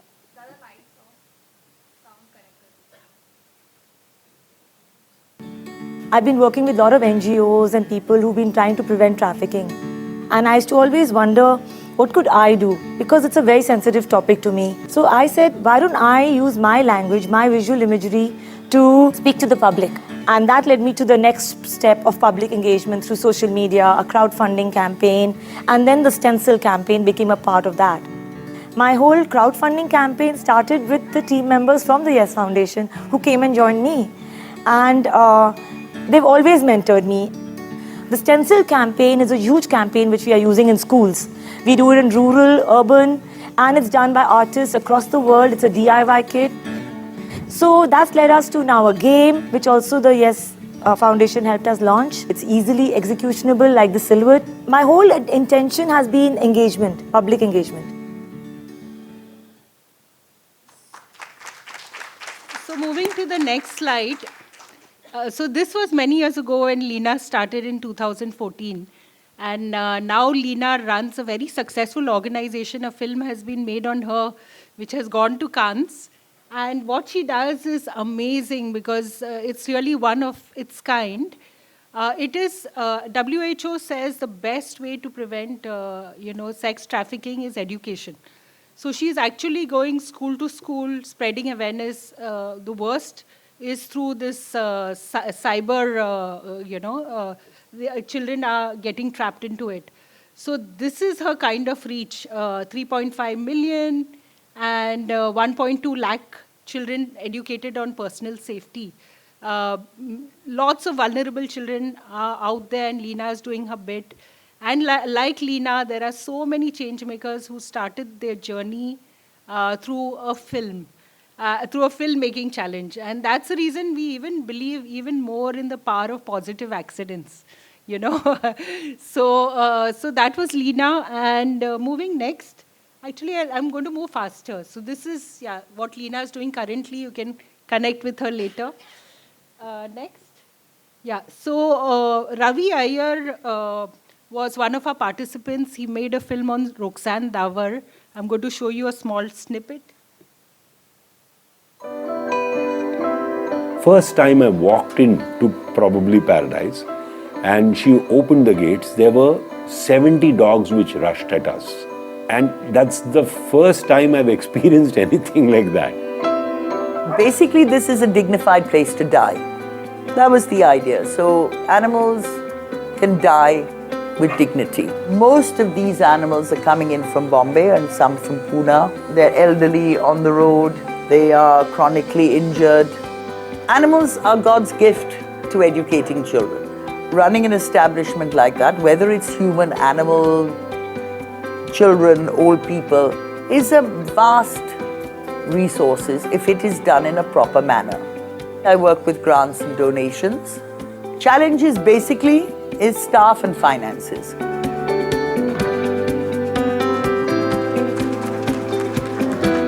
So, when you make a film on somebody like Roxanne, it doesn't end there. So Ravi is still very much in touch with Roxanne. He has done fundraising campaigns and collected money and made her entire shelter solar powered. And she has, of course, gone on to now she has nearly 500 animals. And she's in Kajat, so you can visit her. I had invited her here today, but she was busy.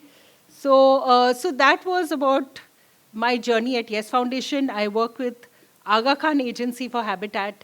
And here too, we are working on climate action. We are working on climate action for cities because we believe that a lot of CSR, a lot of funding goes to rural areas. But what about people like you and me and the quality of air we breathe and the construction that's going around, our neighborhoods?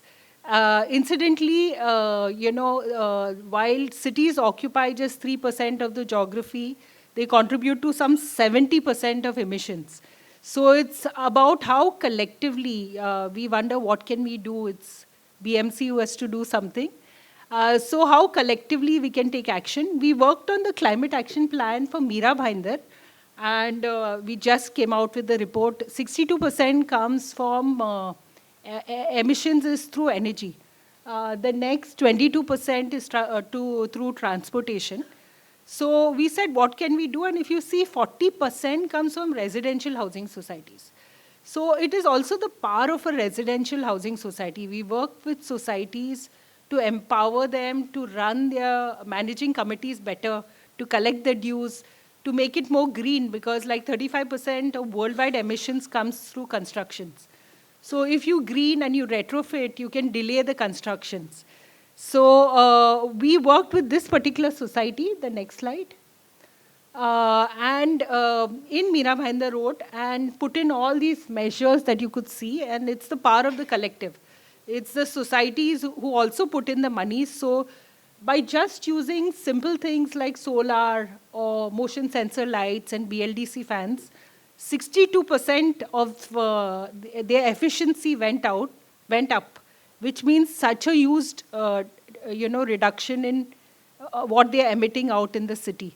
So wanted to highlight this. Also, right now we are facing a big problem worldwide when it comes to climate, especially about heat.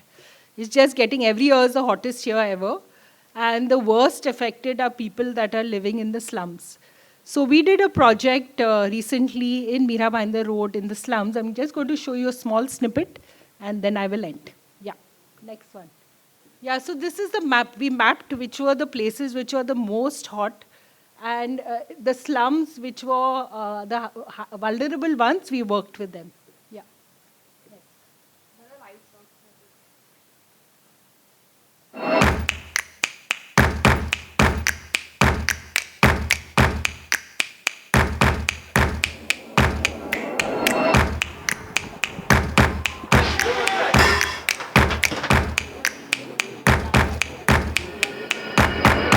गर्मियों में ज़्यादा तापमान आता है पतरे की वजह से, ज़्यादा हम लोग को हीट मारता है नीचे, हम लोग रह नहीं पाते हैं घर में।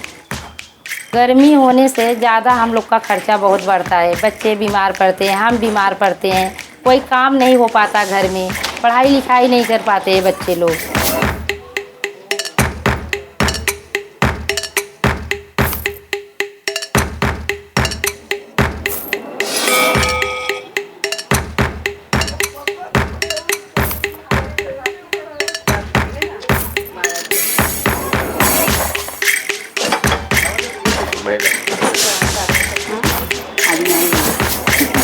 उन्होंने बताया कि अपन जो गर्मी से लोगों को राहत दे सकते हैं, तो बोला अच्छा है ना, लोगों का भी भला हो जाएगा।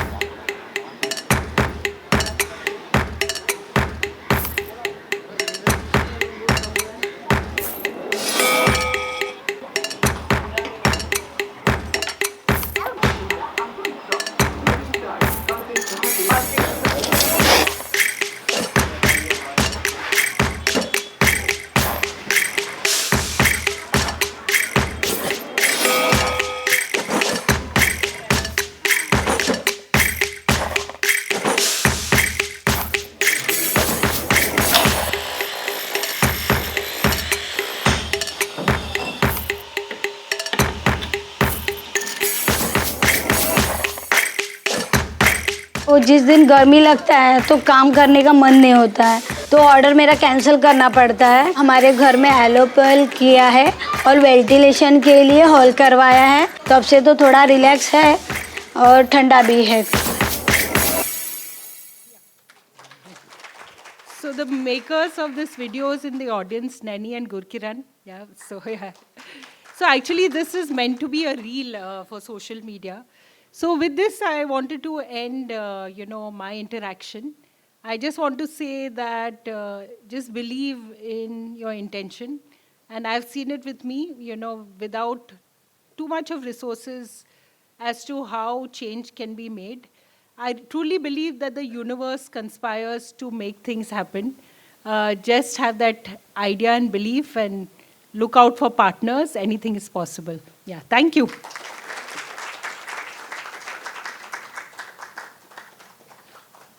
Thank you, Ms. Langa. Our next speaker today is a man who has spent decades shaping powerful stories, both in advertising and in the fight for social change. K.V. Sridhar, affectionately known as Pops, is living proof that wisdom only gets sharper with age. As the executive trustee of Population First, Mr. Sridhar has taken his creative genius beyond ad campaigns to champion causes like gender equality, population health, and social development. Today, he's here to show us that the right message can change mindsets and maybe even the world. Let's welcome the inspiring Sridharji.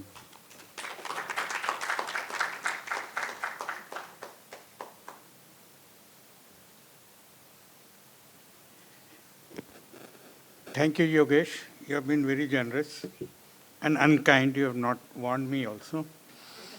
But nevertheless, I think Bobby would be very happy today. And it is very difficult to really fill into his shoes.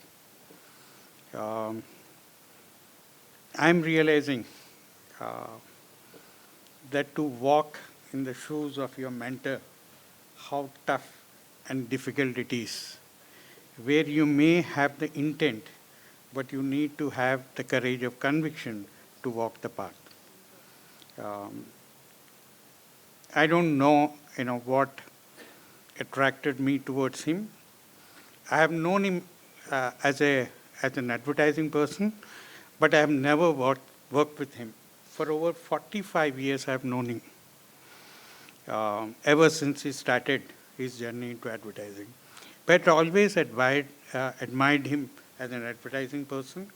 But around 2003-04, whenever he was starting the Population First, he told me that he used to call me Sridhar Garu with affection because we both come from the same community of Andhra. And he told me he never called me Pops till the last day. And he's the only person maybe who never called me Pops. But he told me that whatever you have been doing, if you make more people do that, you would make a change. I asked him, what have we been doing?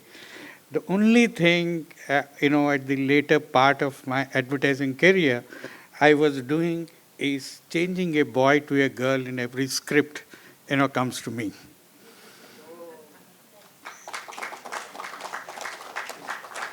And to some extent, Balki was also a witness to them. And at times, I used to curse Balki and Nitesh Tiwari and whoever, all these men, used to write scripts saying that you are rowdy rascals. And then, it got me, and then he actually told me the power of communication, the skill which you have, which if you were to channelize, you can make a social impact.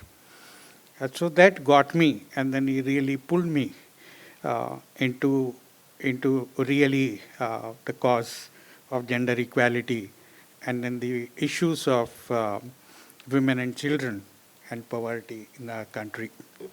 I don't know whether I'll be able to contribute anything, but I'm very enlightened and then glad to be sitting at every Population First event last 20 years, whenever I had the chance to sit through. And same today, not only I'm enlightened, a character I thoroughly enjoyed, my old friend Santosh speaking about how we can make a change, not by merely bringing in awareness, but to bring a change, you need to have a life inside. And if you are connecting with people, if you have an insight, you will be able to connect with people. If you don't have an insight, you can just raise awareness, which means absolutely nothing. Correct. And effective communication always makes people to think beyond the interaction of what you do. The power of persuasiveness is what will make people change. And I'm delighted that you have highlighted many things, how the social interaction would make a difference. You always wanted to disseminate information and then really push your intent onto people by force, and then change will not happen. That street play experiment, and then the way the people whom you want to change become advocates of change instantaneously by being involved in that is quite heartening. That's what two-way communication always does. Interactivity will enhance the affinity towards any issue. And it was wonderful. And then also wonderful to see impromptu performance by two wonderful ladlies. there was only one Ladla so far, and then waiting for another rascal Ladla, Balki to come and then share his wisdom. But what a wonderful evening, and so inspiring, Prerna, whatever you have done. And also Mr. Joseph sharing population first, coming from London first to something. And then I have got another partner in crime that we went and created the biggest global campaign for cricket called Cricket First. This was in 2000, right? 2003 World Cup. And so this copying, goes on. There is no reason why we are called as copywriters in advertising. Correct. So thank you very much. I was not expecting this, but enjoy the evening. Thank you.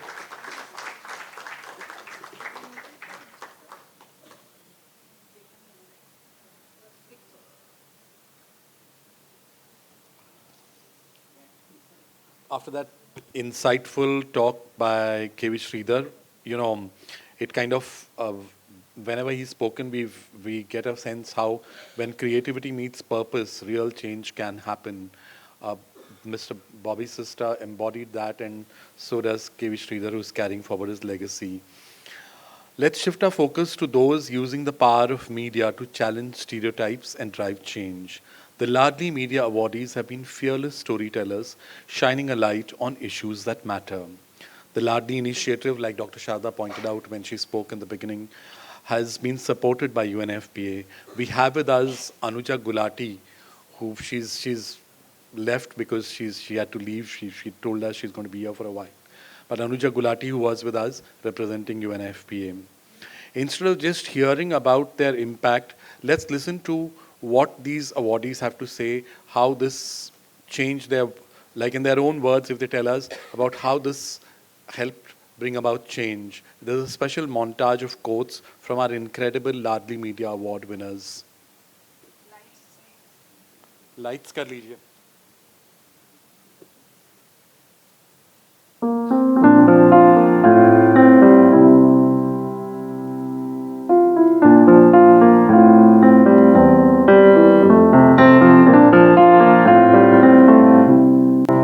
लाडली कितना प्यारा लफ्ज़ है ना, सुनते ही लाड़ आ जाता है। और हम पत्रकारों के लिए ये शब्द बहुत ही मायने रखता है, क्योंकि ये हमें याद दिलाता है लाडली मीडिया अवार्ड्स की, जिन्होंने हमें एक नई पहचान दी है। लाडली मीडिया अवार्ड्स ने हम सबको एक प्लेटफॉर्म दिया है जहाँ पर हम अपनी कहानियों को और भी बारीकी से कर सकें और एक दूसरे से जुड़कर सीख सकें और एक दूसरे को सिखा सकें।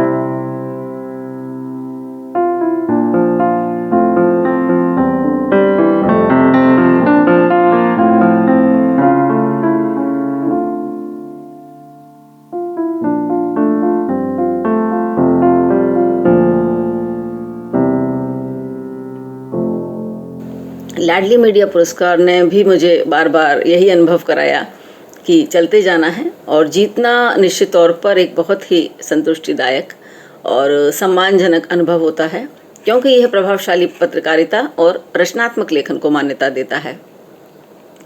पॉपुलेशन फर्स्ट और लाडली मीडिया द्वारा प्रस्तुत ये जो पुरस्कार है, ये उन व्यक्तियों और मीडिया संगठनों का सम्मान करता है जो कि स्टीरियोटाइप्स को चुनौती देते हैं और जेंडर सेंसिटिविटी को बढ़ावा देते हैं।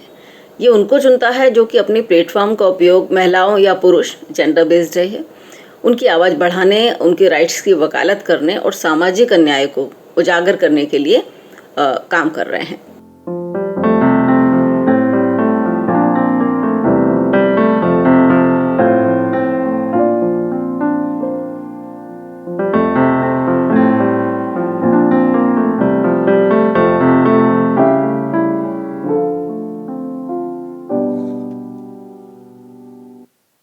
Did you know that women are 7 times more likely than men to not only be misdiagnosed but also discharged while in the middle of a heart attack? Women and gender minorities are usually told their health struggles are just stress. Public health isn't just about medicine. It's about whose suffering is acknowledged and whose lives are valued. And gender shapes public health in ways we can't ignore. That's why media representation matters. Ladli has been amplifying these stories, and I'm proud to be a part of this movement for a gender equitable society.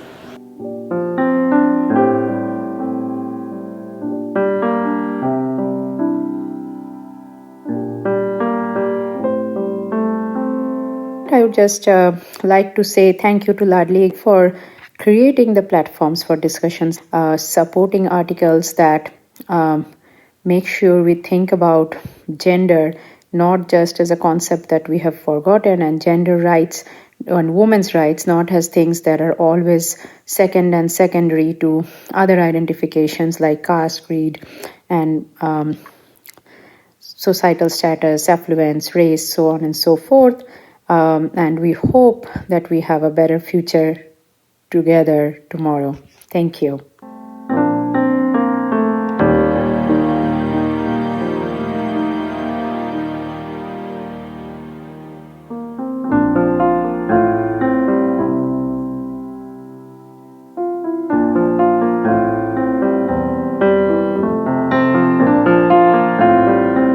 Hello Ladli, hello Population Force. Thank you so much for this opportunity.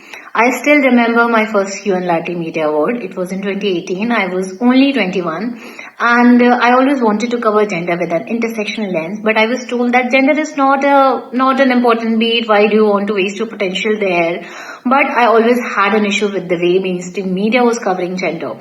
And when my first blog got selected for this award, my gender sensitive writing slowly started getting recognized by mainstream media. I will always be grateful to Population Force because the way they encourage young professionals by felicitating their writing, by recognizing their work, and the kind of contribution Population Force is making in promoting gender sensitive writing is commendable, and I hope to see you grow by leaps and bounds. Thank you so much.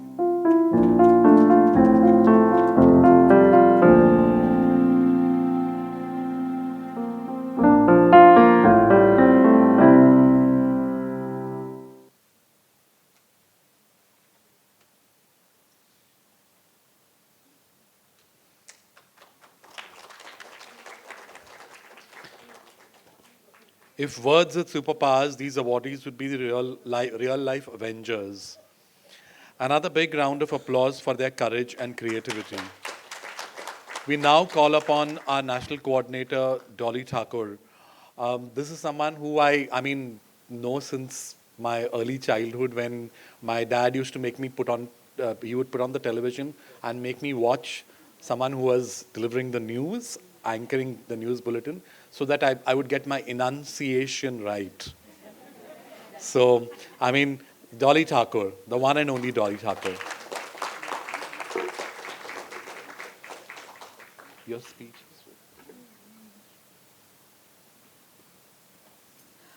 What can I say to better all the things that have been said? I can't tell you how proud I am to be a part of Ladli. Beyond the extensive expertise in advertising, marketing, public relations, administration, finance, the one that stands out best, and it describes Bobby the best, is the word gentleman. Throughout his career, or throughout my career in radio, television, theatre, film, public relations, journalism, I have encountered many distinguished individuals. Yet, my experiences with Bobby Sista, his pioneering endeavors with Population First, and its offshoot Ladli, remains unforgettable, having enriched my life for nearly 45 years. In 1983, at a time when my professional prospects were dwindling because Doordarshan News had become national, etc., Bobby Sista was the first to extend his support.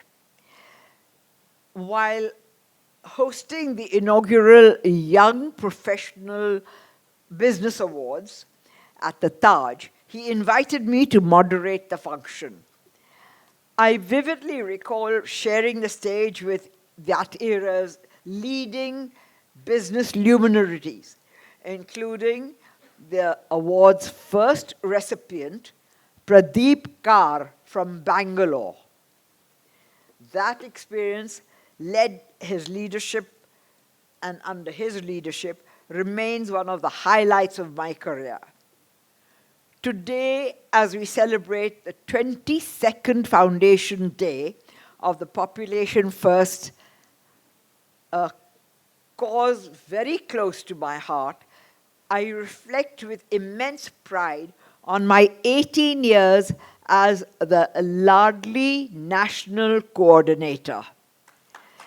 It has brought me in touch with a lot of very prominent women, from judges to dancers to singers to Sharda will bear me out in all the people that we have contacted over the years. It remains one of the most fulfilling and proudest chapters of my life. Though he is no longer with us, having chosen to retire to a better world, his spirit continues to inspire and guide us. I remain ever grateful. I love you, Bobby.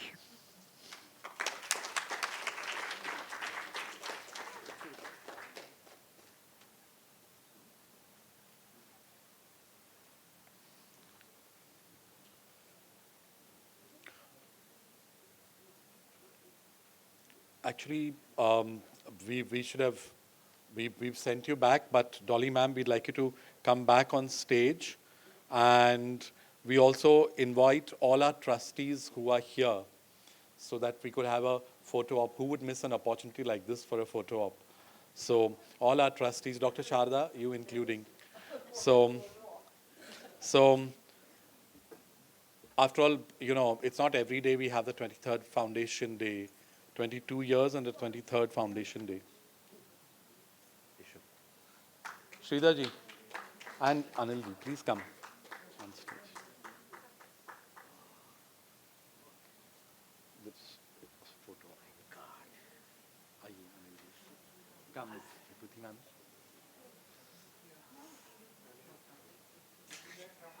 Come.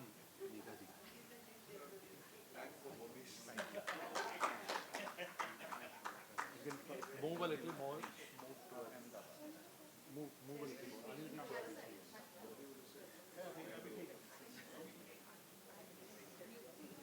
No.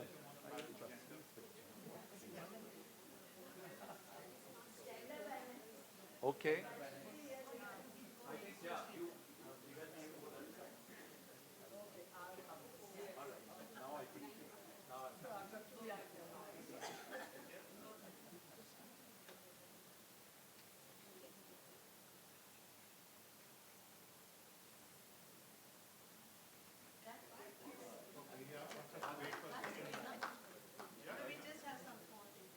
Yes, we have to give the trustees the. Yes. Okay. Look.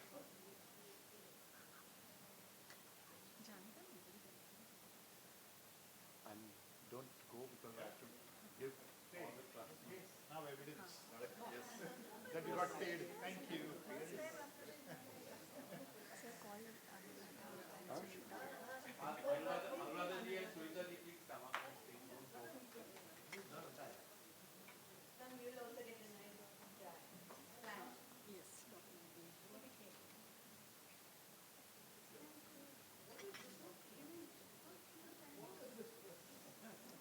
Please come.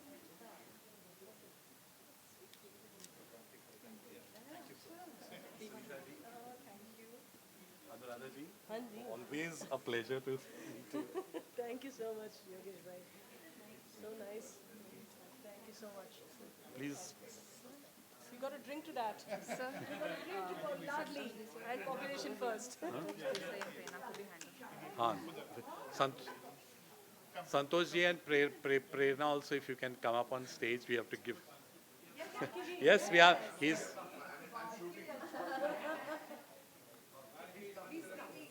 आइए.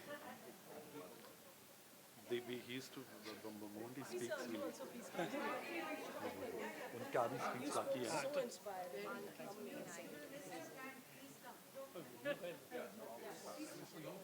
He used to earn his keep also. He used to sing for his supper. Sing for his supper, it seems. आइए. Thank you.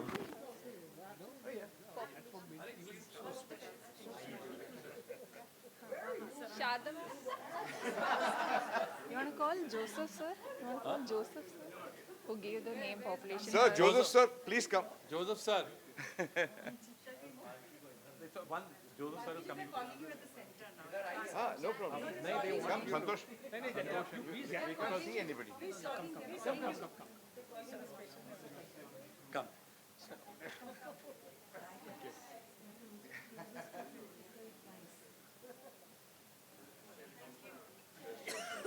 Could you take a video or photo, whatever? Yogesh bhai, aap आओ. थोड़ा आगे. Come in. Come forward. It's time for cheers.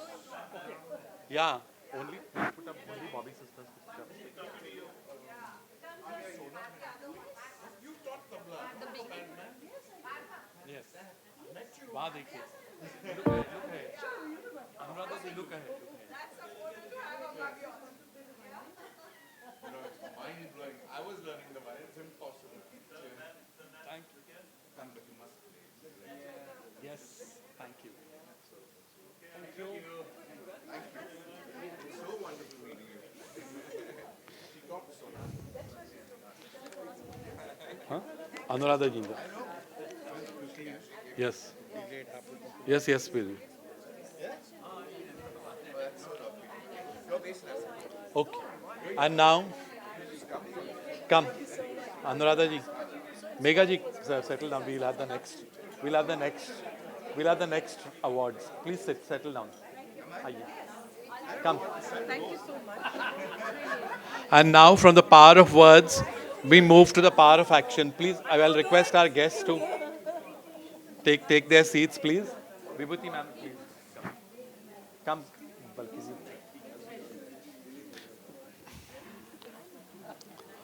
And now, from the power of words, we move to the power of action. Corporate social responsibility.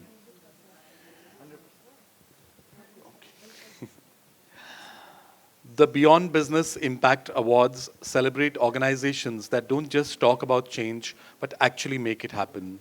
First up, we are truly delighted to honor the Tata Trust for their unwavering commitment to empowering communities and driving inclusive development. Can I request Mr. Sridhar to come back on stage? And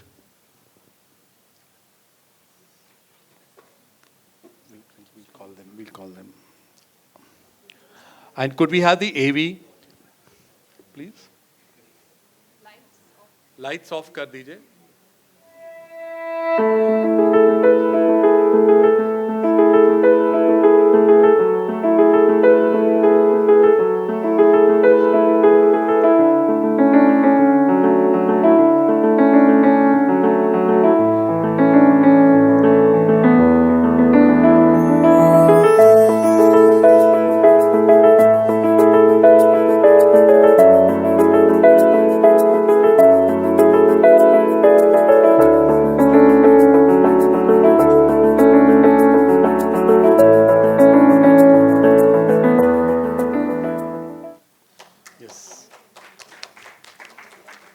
Please join me in welcoming Mr. Barzis Tarapurwala and Mr. Sridhar, our Executive Trustee.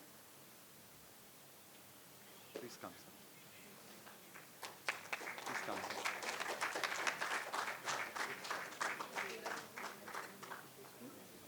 On Population First, I'm reading out the citation that we are going to give them before it's handed over.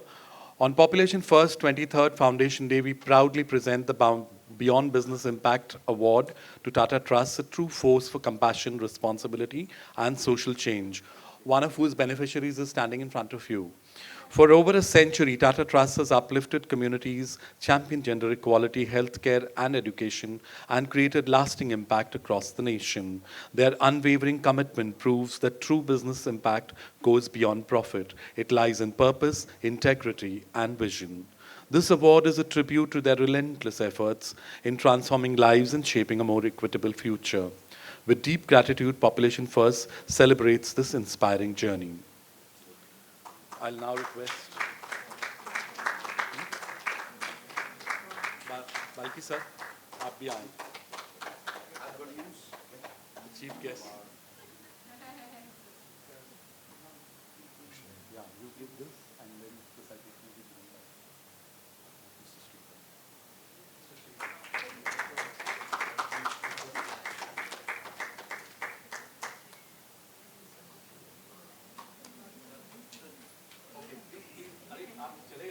Oh, you should? Okay.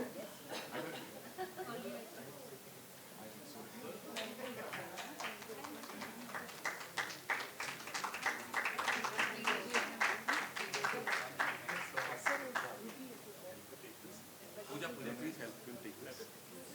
And also the citation. Yeah. Stay back. We will call you to do the next award as well. Now we are equally delighted to honor the Mahendra Foundation's Nanni Kali initiative for its steadfast commitment to empowering girls and transforming lives through education. Could we have the AV, please? Lights off कर दीजिए.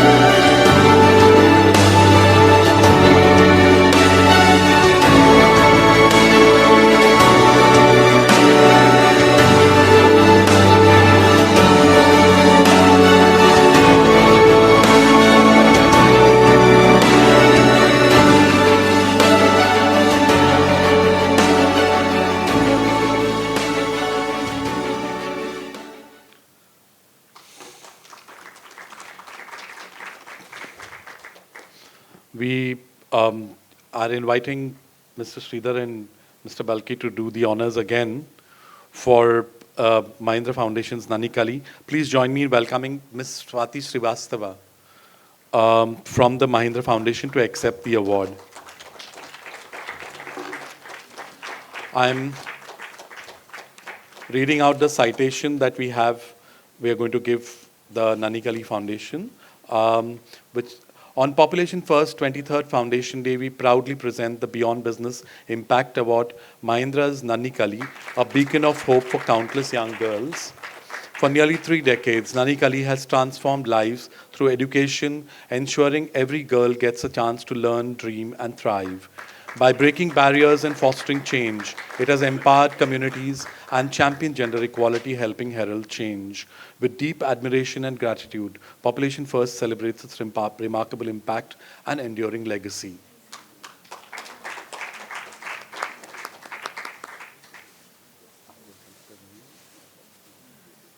Thank you. Thank you very much, Mr. Balki and Sridhar ji.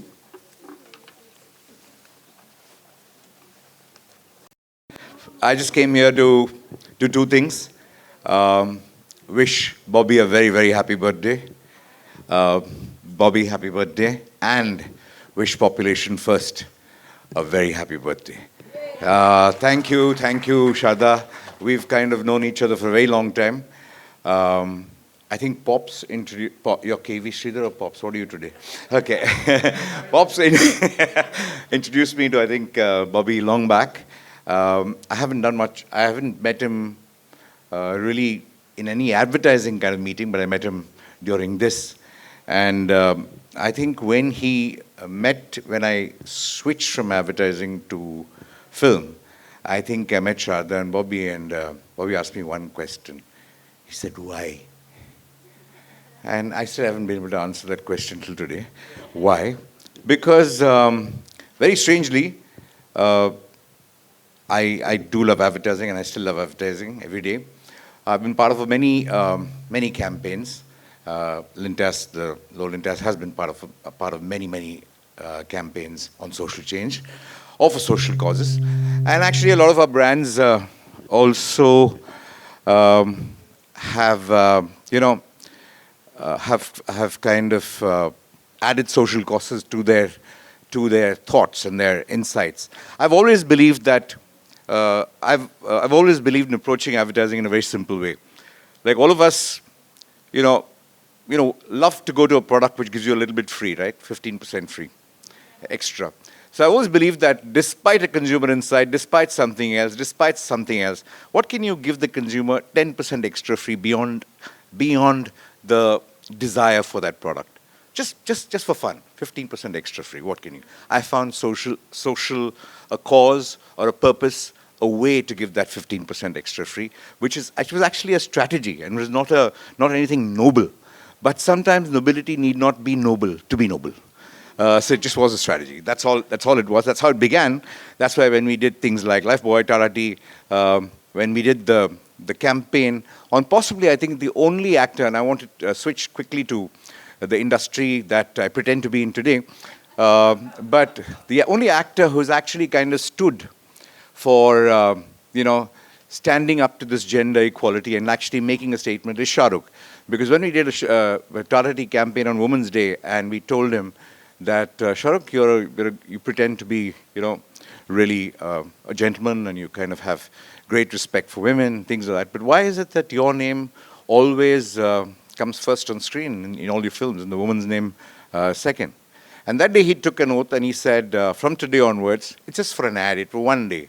He would sign him up one day. He took an oath saying that from today, the woman's name, the girl's name will always come first, my name will be second. Till today, that man has maintained that. It's a symbolic thing. It's not something else, but it just shows a little bit of what you can do when you and he's committed to it in every film of his. He said, okay, I'll do it till the end of my life, unless there is some guy who just comes and says, no, I can't do this stuff, I will fight with him, but I promise to do it 99.99% as long as I can to do this. So he's still doing it, and if he can do it for a simple thing, he's not even associated with the brand anymore. The brand association was for one day, but he's associated with a cause for life.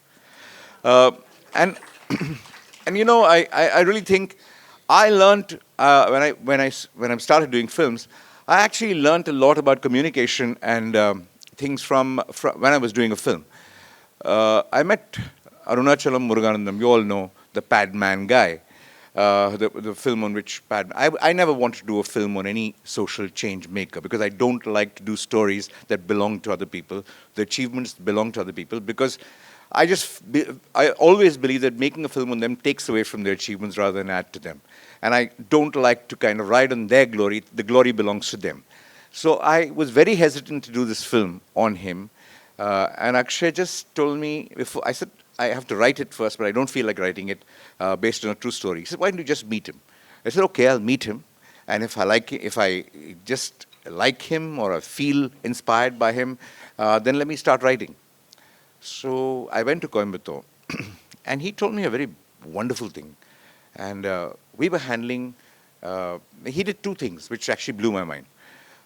The first thing that he did was he started to talk to me about advertising. He said, okay, you're from Lintas, no? I said, yeah. You do this Lifebuoy. Yeah, we do that. We do a lot of other, not good things too, but Lifebuoy is one thing. Something we do. And he said, this, for men you're saying germ-free, and the sweat page, you're showing their body and everything else. For women, no germs. I said, what do you mean? He said, see, you people do all this sanitary napkin campaigns, where people who are wearing sanitary napkins are jumping across these white fences and, being energetic. They're playing hopscotch. They're doing all this stuff. They're laughing. People without sanitary napkins are sitting sadly at home. People with sanitary napkins are jumping all around. He called it white fences. You actually notice in all the sanitary napkins, there are all these white fences, these white pseudo fences. So I said, yeah, so it's stupid. And he said, no, but you know why it is stupid? He said, why? Because during periods, there is pain. Okay, how can you, with any napkin, with anything in the world, how can you jump fence when you're in pain? So he said the fundamental problem of sanitary napkins, the only purpose of sanitary napkins is hygiene. You have to do lifebuoy for sanitary napkins. You have to do germ kill for sanitary napkins. You have to do protection for sanitary. What are you all people doing? What is this advertising which refuses to believe, which refuses to accept the woman can have germs, she can be suffering from, any kind of, she can catch any kind of ailment, she can be kind of suffering, and why are you not doing anything to kind of kill those germs or prevent those kind of germs from, happening or diseases from happening? So I just looked at him and he said, yeah, it's a terrific point.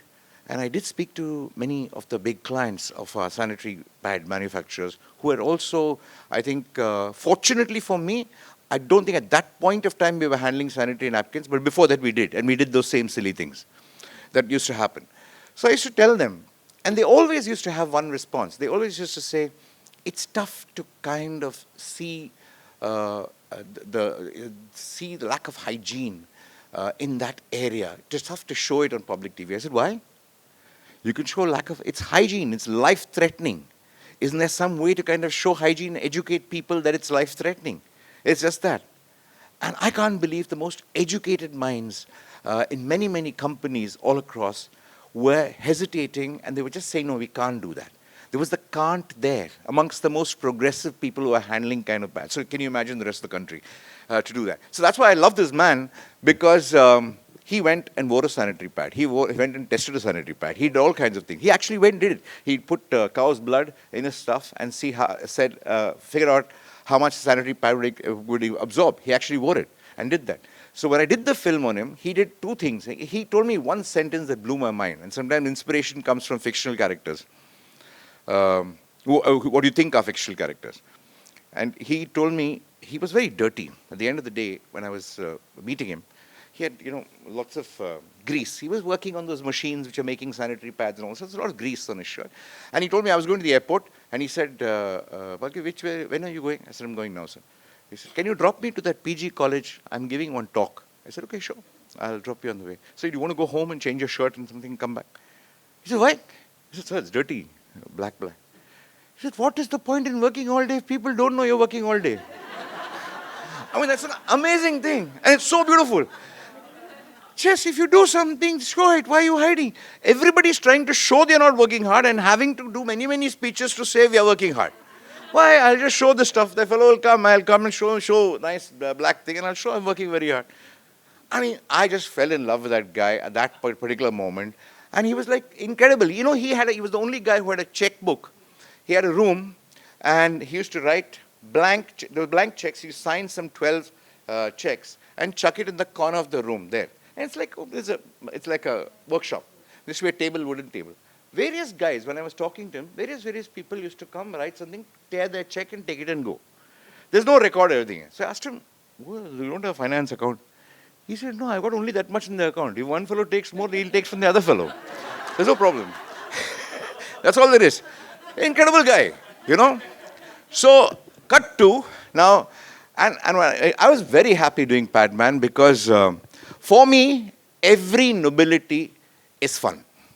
I think for me, anything you approach as nobility, I just feel very, very almost sacred. And that's why when you go to a temple or when you see something, you just don't, it's not something that you want to have fun. You don't want to kind of, crack a joke there. You want to do this, you don't want to kind of say something out of place out there. So you just want to treat everything as sacred. For me, I think the best time is just to tell a story of a person. My job was not to tell people, not to make people buy a sanitary pad without shame. My job was just the story of a man. Okay, that it went. It was possibly the most successful social change campaign I've done inadvertently without ever attempting to do it as a film and not as an ad. Because that film did things for people. It actually made a huge change in government policy. In actually every railway station in a lot of rural areas allocated land for pad factories for women to kind of make that. And I never knew a film can do this. Forget, people talk of box office records, people talk of hits and everything. Actually, a film has made some policy shift and given women some kind of employment. Whether it actually made people wear more sanitary pads, I don't know, but a lot of sanitary pads were made. And it definitely did make one thing happen. I remember when I was doing the ad, I used to sit in my room, writing the script, sit in a room, and we were writing the scene on how to make the pads. And I used to have all these pads, and I used to rip open those pads, and I used to take out the cotton, and I fling it all around. I remember Gauri walking into my room and saying, "What the hell are you doing? It's ridiculous, it's lewd." I said, "What? I'm doing a film on sanitary napkin. What's the problem in kind of repair? I just want to see how..." No, don't do this. You don't know. You're not one bit sensitive. These are, some things you don't want to discuss. However progressive, I don't want to kind of have this in public display like this. I said, nonsense. To have a person like that change and actually leave the sanitary napkin unwrapped on the counter or anywhere and just fling it when you come from a medical shop is a huge change. I just think sometimes when you're at ease with something, when you just make something without having to preach that sanitary napkin is okay, like Santosh actually said, sometimes when you need to change something, just show it. Don't preach about it. Just show it. Let it be. So automatically, when you're normal, people take it as normal. When you're abnormal, when you say, "Hey, that's dangerous," people also say, "Hey, that's dangerous." If it's not dangerous, just go on, move it. So I think, it's really inspiring, the work that you all have done and what you're doing. It's incredible, and I'm overawed by it. And I have one request for the industry that I work in. The industry that I work in today runs on 3 principles. If you want to make a hit, make sure there's misogyny, make sure you have an alpha male, and make sure it's anti-one religion. And you have a hit, okay? Can you please do some social change in our industry first, before you ask our industry to help you? So it'd be very, very wonderful if you could do that. I love coming here. I really kind of am absolutely overawed each time I come here, each time I meet Shardaji, each time I meet Bobby and all the trustees. I can't wish you the best because you're already doing the best. I just wish this thing continues on and on, goes from strength to strength. Thank you so much for having me here. Thank you. And Bobby, please have a drink now. It's time. I cannot believe I was always going to slip up on this opportunity to hear these wonderful words from you, sir. Can we all rise for the national anthem? And just, yeah, I don't know. That's what they asked. Okay. So, Jana Gana Mana Adhinayak Jaya He Bharat Bhagya Vidhata Punjab Sindh Gujarat Maratha Dravida Utkala Vanga Vindhya Himachal Yamuna Ganga Uchchala Jaladhi Taranga तव शुभ नामे जागे तव शुभ आशीष मांगे गाहे तव जय गाथा जन गण मंगलदायक जय हे भारत भाग्य विधाता जय हे जय हे जय हे जय जय जय जय हे Thank you.